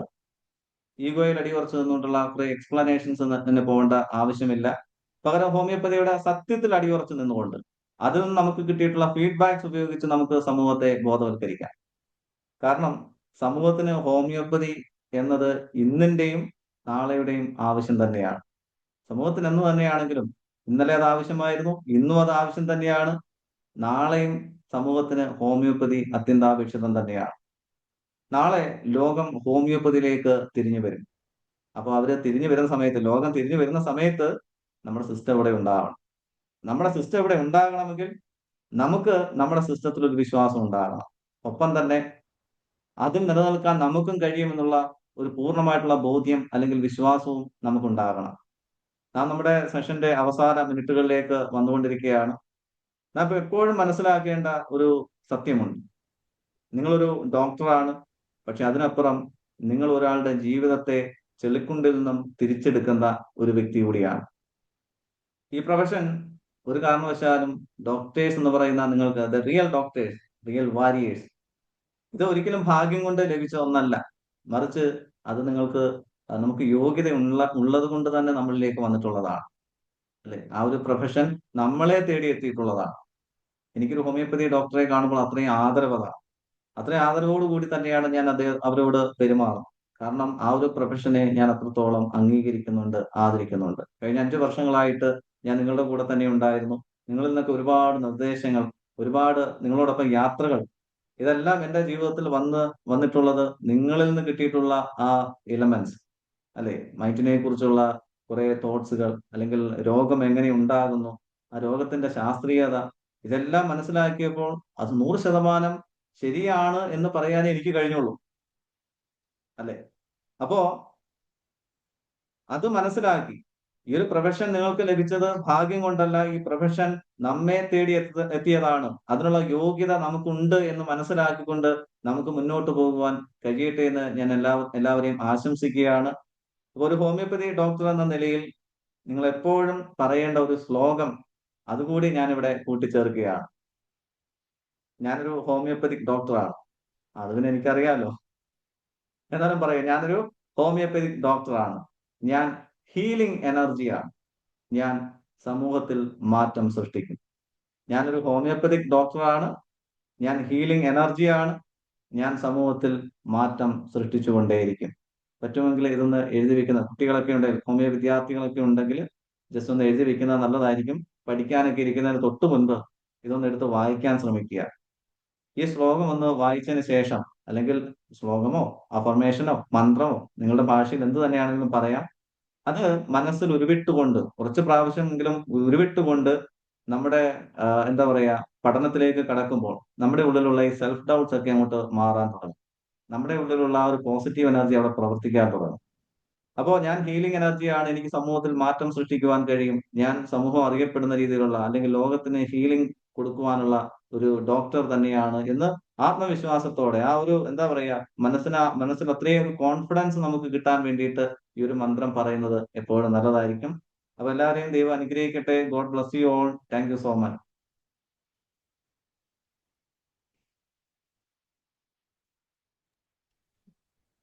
ശ്രീ ഷാലുരാജൻ, വളരെ നല്ല ക്ലാസ് ആയിരുന്നു. ഡോക്ടർ അല്ല ഷാലുരാജൻ മോട്ടിവേഷണൽ സ്പീക്കർ എന്നുള്ള നിലയിലും ഇത്രയും നാള് IFPHനോടൊപ്പം പ്രവർത്തിച്ച് ഹോമിയോപ്പതിയെ കുറിച്ച് മനസ്സിലാക്കിയ കാര്യങ്ങളും കൂടെ ചേർത്താണ് ഇന്നിപ്പോ പറഞ്ഞിരിക്കുന്നത്. നല്ല രീതിയിൽ ഹോമിയോപ്പതിയുടെ ചികിത്സയും ഹോമിയോപ്പതി ഡോക്ടർ എങ്ങനെ ആയിരിക്കണം എന്നുള്ളതും ഒക്കെ നല്ല രീതിയിൽ പ്രസന്റ് ചെയ്തു. വളരെ നല്ല ക്ലാസ് ആയിരുന്നു. നല്ലൊരു കയ്യടി. മുല്ലപ്പൂമ്പടി ഓക്കെ, താങ്ക് യു, ഏറ്റുകിടക്കും താങ്ക് യു മാഡം. കല്ലിനും എന്താ തീർച്ചയായിട്ടും അങ്ങനെയാണ് ആ കേട്ടോ. ആ മുല്ലപ്പൂമ്പടി ഏറ്റു കിടക്കും കല്ലിനും ഉണ്ടാ സൗരഭ്യം. കല്ലിനുമുണ്ടൊരു ഞാൻ ആ കല്ലാണ്. സൗരഭ്യം എന്ന് ഞാൻ ആ കല്ലാണ്. അത് കേട്ടപ്പോഴേ മനസ്സിലായി. അതാണ് ഞാൻ പറഞ്ഞത്. അങ്ങനെ വളരെ നല്ലൊരു ക്ലാസ് അതുകൊണ്ട് ചെയ്യാൻ പറ്റി. നല്ല ക്ലാസ് ആയിരുന്നു. അപ്പോ ലാസ്റ്റ് പറഞ്ഞ ആ വാക്യങ്ങളും ഒക്കെ ഞാൻ ഹീലിംഗ് എനർജിയാണ്. എനിക്ക് ലാസ്റ്റ് പറഞ്ഞ എന്തുവായിരുന്നു? ഞാൻ ലോകത്തിൽ മാറ്റം സൃഷ്ടിക്കും. ലോകത്തിൽ അല്ലെങ്കിൽ ഓ സമൂഹത്തിൽ മാറ്റം സൃഷ്ടിക്കും. അതായത് ഇന്ന് രോഗങ്ങളാണല്ലോ നമുക്ക് ചുറ്റും എവിടെ നോക്കിക്കഴിഞ്ഞാലും. നമ്മുടെ ഗ്രൂപ്പിൽ തന്നെ അഡ്വൈസറി കമ്മിറ്റി ഗ്രൂപ്പിലൊക്കെ ഓരോ ദിവസം വരുന്ന രോഗങ്ങളുടെ പേര് കാണുമ്പോൾ അതിന് ചിരി വരും. വൈറസിന്റെ പേര് അല്ലെ ബാക്ടീരിയയുടെ എല്ലാം ഉണ്ടായിരിക്കാം. പക്ഷേ അത് ഓവർ പാനിക് ആവുന്നു ജനങ്ങൾ, അല്ലെ? ഭയത്തിലേക്ക് തള്ളപ്പെടുന്നു ആളുകൾ. അപ്പൊ അത് ഹീൽ ചെയ്യുവാൻ നമുക്ക് കഴിയും എന്നുള്ളതാണ്. ലോകത്തെ മാറ്റാൻ കഴിയും. ഹീലിംഗ് കൊണ്ട് ലോകത്തെ മാറ്റാൻ കഴിയും. എന്തായാലും അത് ആ വാക്യം എന്തായാലും നമ്മൾ ഉരുവിട്ടുകൊണ്ടിരുന്നാൽ നമുക്കൊരു പോസിറ്റീവ് എനർജി ഉണ്ടാവും. നമുക്ക് അതെ, കൂടുതൽ കാര്യങ്ങൾ അല്ലെങ്കിൽ കൂടുതൽ രോഗങ്ങളെ സുഖപ്പെടുത്താനുള്ള ഒരു പോസിറ്റീവ് ആറ്റിറ്റ്യൂഡ് നമുക്കുണ്ടാവും എന്ന് വിചാരിക്കുന്നു. എന്തായാലും അതും നന്നായിട്ടുണ്ട്. അതിന് നല്ലൊരു കയ്യടി. ഇനി നമുക്കൊരു 8 മിനിറ്റാണോ ഉള്ളത്? നമുക്ക് ചർച്ചയിലേക്ക് കടക്കാം. ശ്രീ ഷാലുരാജന്റെ ഇന്നത്തെ ക്ലാസ്സിനെ കുറിച്ചുള്ള അഭിപ്രായങ്ങളും നിർദ്ദേശങ്ങളും എല്ലാം പറയുന്നതിന് വേണ്ടി ഡോക്ടേഴ്സ് ഹാൻഡ് റൈസ് ചെയ്ത് മുമ്പോട്ട് വരണം. ഒന്ന് ഹാൻഡ് റൈസ് ചെയ്താല് അൺമ്യൂട്ട് ചെയ്യാനുള്ള ഓപ്ഷൻ ഇടാം. അഭിപ്രായങ്ങൾ പറയാൻ തീർച്ചയായിട്ടും. ഡോക്ടറെ എന്ന് വിളിക്കുക. ആ വൈദ്യര് ഡോക്ടറെ ഡോക്ടർ അൺമ്യൂട്ടായി റെഡി ആയിട്ടിരിക്കുകയാണ്. വൈദ്യര് ഡോക്ടറെ എന്താണ് ഇന്നത്തെ ക്ലാസ് കേട്ടതിൽ? ഡോക്ടർ ഷാലുരാജനെ എനിക്ക് നേരിട്ട് അറിയാമെന്ന് തോന്നുന്നില്ല. എന്തായാലും ക്ലാസ് കേട്ടു. വളരെ അല്ല, നല്ല ഞാൻ ഡോക്ടറല്ല പ്രയോജനമുള്ള കേട്ടോ. സംഗതിയായിരുന്നു. എന്തോ? ഡോക്ടർ അല്ല, ഹോമിയോപ്പതിക് ലവർ ആണ് കേട്ടോ. ഓ അങ്ങനെയാണ്. ഓക്കെ. അതെ. ഞാൻ അതെ IFPHനോട് 5 വർഷമായിട്ടുണ്ട്. ഇത് ക്രിയേറ്റ് ചെയ്ത സമയം മുതലേ 8 പേരിൽ ഒരാൾ ഞാനായിരുന്നു. അന്ന് മുതലേ ഇവിടെ ഉണ്ട്. ഓക്കെ. IFPHന്റെ സന്തത സഹചാരിയാണ്. ഓക്കെ. അപ്പൊ ഡോക്ടർമാരെ ഈ കാര്യങ്ങളൊക്കെ നന്നായിട്ട് ഓർമ്മിപ്പിച്ചത് വളരെ നന്ദിയുണ്ട്. പലപ്പോഴും പലത് വാക്കുകൾ കേട്ട് പേടിച്ചു പോകുന്ന അവസ്ഥയാണ്. ഇന്ന് ഞാൻ ജസ്റ്റ് കേട്ടു, രാജേഷ് കുമാർ, ഹോമിയോപ്പതി ഡോക്ടറായ രാജേഷ് കുമാറിന്റെ ഒരു ഇത് കേട്ടു. അപ്പൊ കേട്ട് ഹാർട്ട് അറ്റാക്ക് ഉണ്ടാകുന്ന പുതിയ പ്രശ്നം എന്നുള്ള രീതിയിൽ ലണ്ടനിൽ ഇംഗ്ലണ്ടിൽ നടത്തിയ സ്റ്റഡിയില് മൈക്രോ പ്ലാസ്റ്റിക് ആണ് കുഴപ്പം എന്ന് കണ്ടു. അയ്യോ, കേട്ടപ്പോൾ കുറച്ചു നേരത്തേക്ക് പേടിച്ചു പോയി. നമ്മളെ എല്ലാ ഒരുപാട് രീതിയിൽ കൂടി ധാരാളം മൈക്രോ പ്ലാസ്റ്റിക് ഒരുപാട് ചെല്ലുന്നു. അപ്പൊ ഇതൊക്കെ കുഴപ്പമുണ്ടാക്കുമല്ലോ എന്നുള്ളത് പേടിച്ചു കഴിഞ്ഞപ്പോൾ ഒരു ഹോമിയോപ്പതി ഡോക്ടർ എന്നുള്ള രീതിയിൽ നമുക്ക് പേടിക്കേണ്ട കാര്യമേ ഇല്ല. നമ്മുടെ സൈലീഷ്യ ഉണ്ടെങ്കിൽ എന്തിനെ പേടിക്കണം? സൈലീഷ്യ ഫോറിൻ ബോഡി എല്ലാം എടുത്ത് കളയുന്ന സാധനമാണ്. അപ്പോ ഇതിനൊക്കെ നിസ്സാരമായിട്ട് ഹാൻഡിൽ ചെയ്യാൻ, പുതിയ രോഗങ്ങളോ പുതിയ പ്രശ്നങ്ങളൊക്കെ നിസ്സാരമായിട്ട് ഹാൻഡിൽ ചെയ്യാൻ പറ്റും. അല്ലെങ്കിൽ നമുക്ക് ചോട്ടോപ്പതിക്കിട്ട് പ്ലാസ്റ്റിക്കിന്റെ പുതിയ മെഡിസിൻ ഉണ്ടോന്ന് തപ്പാം, ഇല്ലെങ്കിൽ കാണും, ഉണ്ടാക്കിയെടുക്കാൻ പറ്റും.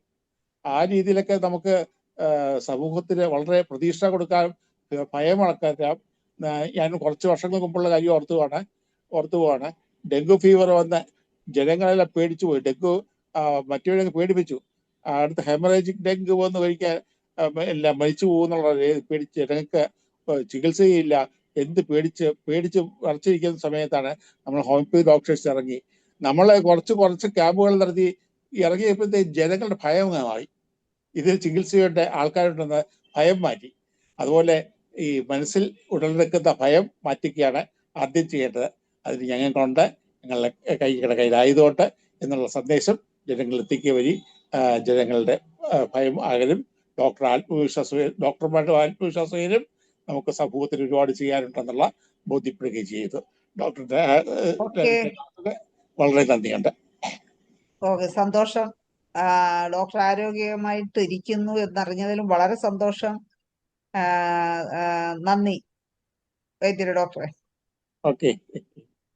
ആ, ഇനി സലിംകുമാർ ഡോക്ടറെ നമുക്ക് ക്ഷണിക്കാം. സലിംകുമാർ ഡോക്ടറെ അൺമ്യൂട്ട് ചെയ്ത് സംസാരിക്കാം.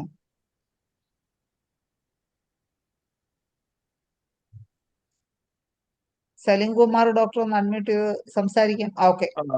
ഞാൻ വീഡിയോയിൽ വരാതെ ക്ഷമിക്കണം, ഞാൻ പുറത്ത് നിൽക്കുകയാണ്.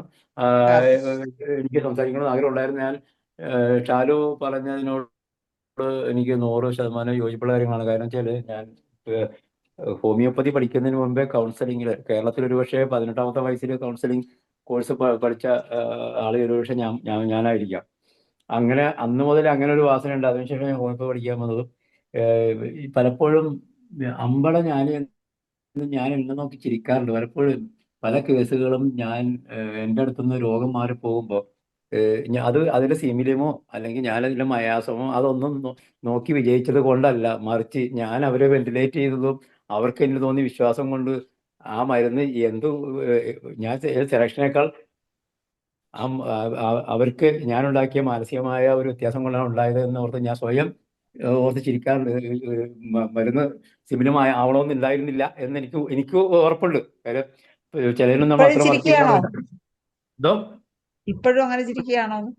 അല്ല, അതല്ല, പലപ്പോഴും കാരണം നമ്മൾ ഇവിടെ പോയി കഴിഞ്ഞിട്ട് അടുത്ത പ്രാവശ്യം വരുമ്പോഴേക്കും കേസ് മര്യാദക്ക് പഠിച്ചിട്ട് നോക്കാമെന്ന് വിചാരിച്ച് നമ്മൾ ആദ്യം എന്തെങ്കിലും സാധനം കൊടുത്തു വിടും. ഇത് ഫസ്റ്റ് ഇതിൽ തന്നെ പല വ്യത്യാസം വരുന്ന പല കേസുകളും ഈ ഒരു അവസ്ഥ കൊണ്ട് ഉണ്ടായതാണ് എന്ന് നമുക്ക് ഊഹിക്കാൻ പറ്റുന്നുണ്ട്. കാര്യം ഞാൻ സൂയിസൈഡ് പ്രിവെൻഷൻ സെന്ററിൽ 10 വർഷം വർക്ക് ചെയ്തതാണ്. അപ്പൊ അവിടെ നിന്ന് പഠിച്ച കൗൺസിലിംഗ് കുറച്ച് വ്യത്യാസമുണ്ട്. നമുക്ക് വെന്റിലേഷൻ എന്ന് പറയുന്ന മെത്തേഡാണ്. പേഷ്യന്റിനെ കൊണ്ട് പറയിപ്പിക്കുക, നമ്മൾ വെറുതെ മിണ്ടാതെ കേട്ടോണ്ടിരിക്കുക, അവരെവിടെയെങ്കിലും ബ്രേക്ക് ആവും മാത്രം അവരെ പറയാൻ അനുവദിക്കുക. അവര് പറഞ്ഞ് തീരുന്നതിലൂടെ നമുക്ക് പലപ്പോഴും പലതും കിട്ടും, അല്ലെങ്കിൽ അതോടെ പ്രശ്നങ്ങൾ മാറും. അത് അങ്ങനെ അതിൻ്റെ ഒരു ട്രെയിനിങ് എനിക്ക് കിട്ടിയിട്ടുണ്ട് അതിൻ്റെ കൂടെ. പിന്നീട് ഞാൻ കൗൺസിലിംഗ് PG എടുക്കുകയൊക്കെ ചെയ്തു. അതുകൊണ്ട് കൗൺസിലിംഗ് എന്ന് പറയുന്നത് ഹോമിയോപ്പതി ഡോക്ടർമാർ നിർബന്ധമായിട്ട് പഠിച്ചിരിക്കണം എന്നാണ് ഷാരു പറയാതെ പറഞ്ഞത്. അതാണ് അവർക്ക് സമയം അത് അത്രയും പറഞ്ഞുകൊണ്ട് ഞാനൊരു ചോദ്യം അങ്ങോട്ട് ചോദിക്കാം. ഡോക്ടേഴ്സിനോടാണ്, ആർക്കും സംസാരിക്കാം. അപ്പോ ഈ ഹോമിയോപ്പതിയിൽ ഈ ലിസണിങ് സ്കിൽ എന്ന് പറയുന്നത് നമ്മുടെ ഫ്യൂച്ചർ കണക്ട് ചെയ്ത് ഞാൻ ചോദിക്കുന്നത്, ലിസണിങ് സ്കിൽ എന്ന് പറയുന്നത് മെഡിസിനേക്കാൾ പവർഫുൾ ആകുമെന്ന് ഡോക്ടേഴ്സിന് തോന്നുന്നുണ്ടോ? ലിസണിങ് സ്കിൽ എന്ന് പറഞ്ഞാൽ ഒരാളെ കേൾക്കാനുള്ള ഒരു അതല്ല, കാര്യം. അത് ഇൻഡയറക്റ്റ് ആയിട്ട് ഹനുമാൻ തന്നെ പറഞ്ഞിട്ടുണ്ട്, നിങ്ങൾ മിണ്ടാതിരുന്ന പേഷ്യന്റ് പറയുന്നത് കേൾക്കണമെന്ന്. മനസ്സിലായോ? ഹനുമാൻ പറഞ്ഞിട്ടുണ്ട്. അതെ അതെ. പറഞ്ഞുകൊണ്ടിരിക്കുമ്പോ ഇടയ്ക്ക് ഇന്റർഫിയർ ചെയ്യരുതെന്നും പറഞ്ഞിട്ടുണ്ട്. നേരെന്നൊക്കെ പറഞ്ഞിട്ടുണ്ട്. ഞാനത് എന്റെ Objective questions. സെഷനിൽ ഉടനീളം ഞാൻ അതാണ് സ്ട്രൈക്ക് ചെയ്തുകൊണ്ടിരുന്നത്. ശരിക്കും ഇതൊക്കെ വരുന്നതിന് മുമ്പ് 250 കൊല്ലം മുമ്പേ ഹനുമാൻ പറഞ്ഞു വെച്ചേക്കണ കാര്യമാണത്. അതെ അതെ. അപ്പൊ ബാക്ടീരിയ അത് ഫ്യൂച്ചറിൽ ഇനി അത് കണ്ടുപിടിക്കുന്നതിന് മുമ്പ് അത്യാവശ്യമാണല്ലേ? ബാക്ടീരിയ ഉണ്ടാവും പറഞ്ഞ ആളാ. എന്തോ അതെ അതെ. അല്ല, ഈ ഒരു ഫാസ്റ്റ് ലൈഫിൽ നമ്മൾ മുമ്പോട്ട് പോകുമ്പോൾ പലർക്കും, ഈ ആളുകൾക്ക് മറ്റുള്ളവർ എന്താ പറയാ, ഒരു വ്യക്തിക്ക് തന്നെ കേൾക്കാൻ ആരും ഇല്ല എന്നൊരു തോന്നൽ പലർക്കും ഉണ്ട്. അത് സ്വന്തം ഫാമിലി മെമ്പേഴ്സ് ആണെങ്കിലും, ഇപ്പം അച്ഛനോ അമ്മയ്ക്കോ, അല്ലെങ്കിൽ അവരെ കേൾക്കാൻ മക്കളില്ല, മക്കൾക്കാണെങ്കിൽ അവരെ കേൾക്കാൻ അച്ഛനും അമ്മയും ഇല്ല. പണ്ടത്തെ നമ്മുടെ ഒരു കൂട്ടുകുടുംബ സംവിധാനമൊക്കെ അറിയാലോ, നമ്മുടെ വീട്ടിൽ തന്നെ ഒരു 8ഉം 10ഉം ആളുകളൊക്കെ ഉണ്ടായിരുന്നു. അപ്പൊ എല്ലാ കാര്യങ്ങളും നമുക്ക് ഷെയർ ചെയ്യാൻ പറ്റുന്ന ഒരു അവസരം ഉണ്ടായിരുന്നു. പക്ഷെ ഇന്ന് അതില്ല. പലർക്കും ഒരു അണുകുടുംബത്തിലേക്കൊക്കെ ചുരുങ്ങി, അതും ഓരോരുത്തർക്കും ഓരോ റൂമും ആയി കഴിഞ്ഞു അല്ലെ. അച്ഛനൊരു റൂം, അല്ലെ അമ്മയ്ക്കൊരു റൂം, മക്കൾക്ക് 2 പേരുണ്ടെങ്കിൽ 2 പേർക്ക് 2 റൂം.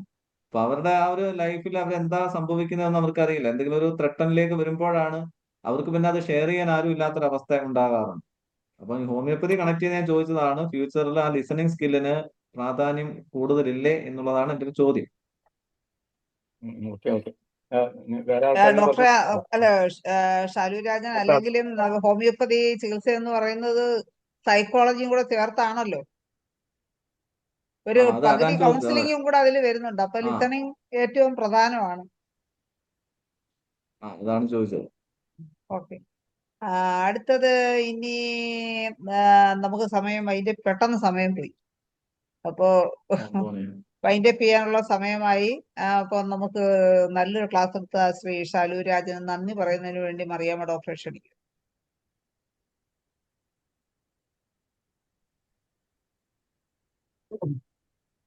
നന്ദി ശൈല ഡോക്ടറെ. നല്ലൊരു മോട്ടിവേഷൻ ക്ലാസ് ആയിരുന്നു ഇന്ന് ഷാലു നമുക്ക് തന്നത്. ഞാനൊരു ഹോമിയോപ്പതി ഡോക്ടറാണ്. ഞാൻ ഹീലിംഗ് എനർജിയാണ്. സമൂഹത്തിൽ മാറ്റങ്ങൾ വരുത്താൻ എന്നെക്കൊണ്ട് സാധിക്കും എന്ന ആത്മവിശ്വാസത്തോടെ ഹോമിയോപ്പതി ഡോക്ടർമാർ ധൈര്യത്തോടെ മുന്നോട്ട് പോകുന്നതിന് ആഹ്വാനം ചെയ്ത ഷാലുരാജിന് ആയിരം നന്ദികൾ അറിയിക്കുകയാണ്. വളരെ നല്ല ഒരു ക്ലാസ് ആയിരുന്നു. തുടക്കം മുതൽ തന്നെ പല പല പോയിന്റുകൾ, വളരെ വിലപ്പെട്ട പല പല പോയിന്റുകളാണ് ഷാലു നമുക്ക് തന്നത്. വീണ്ടും ഇതുപോലെയുള്ള നല്ല നല്ല ക്ലാസ്സുകളുമായിട്ട് വരണമെന്ന് ഒരിക്കൽ കൂടി അഭ്യർത്ഥിക്കുകയും കൂടി ചെയ്യുന്നു. അതുപോലെ ഇന്നത്തെ ഈ Okay, class, thanks so much. ഇന്നത്തെ ഈ സൂമിൽ പങ്കെടുത്ത എല്ലാവർക്കും നന്ദി അറിയിക്കുന്നു. മോഡറേറ്റർ ഷൈല ഡോക്ടർക്കും നന്ദി അറിയിക്കുന്നു. ഓക്കെ, മറിയമ്മ ഡോക്ടറെ, നന്ദി അർപ്പിച്ച മറിയമ്മ ഡോക്ടർക്ക് പ്രത്യേകം നന്ദി അറിയിക്കുന്നു. നമ്മുടെ സൂം സെഷൻ വൈൻഡപ്പ് ചെയ്യാനുള്ള സമയമായി. 1974 ദിവസം നല്ല രീതിയിൽ കടന്നുപോയി. നാളെ ഇതേ സമയം കാണുമ്പോഴേക്കും എല്ലാവർക്കും ശുഭരാത്രി നേരുന്നു.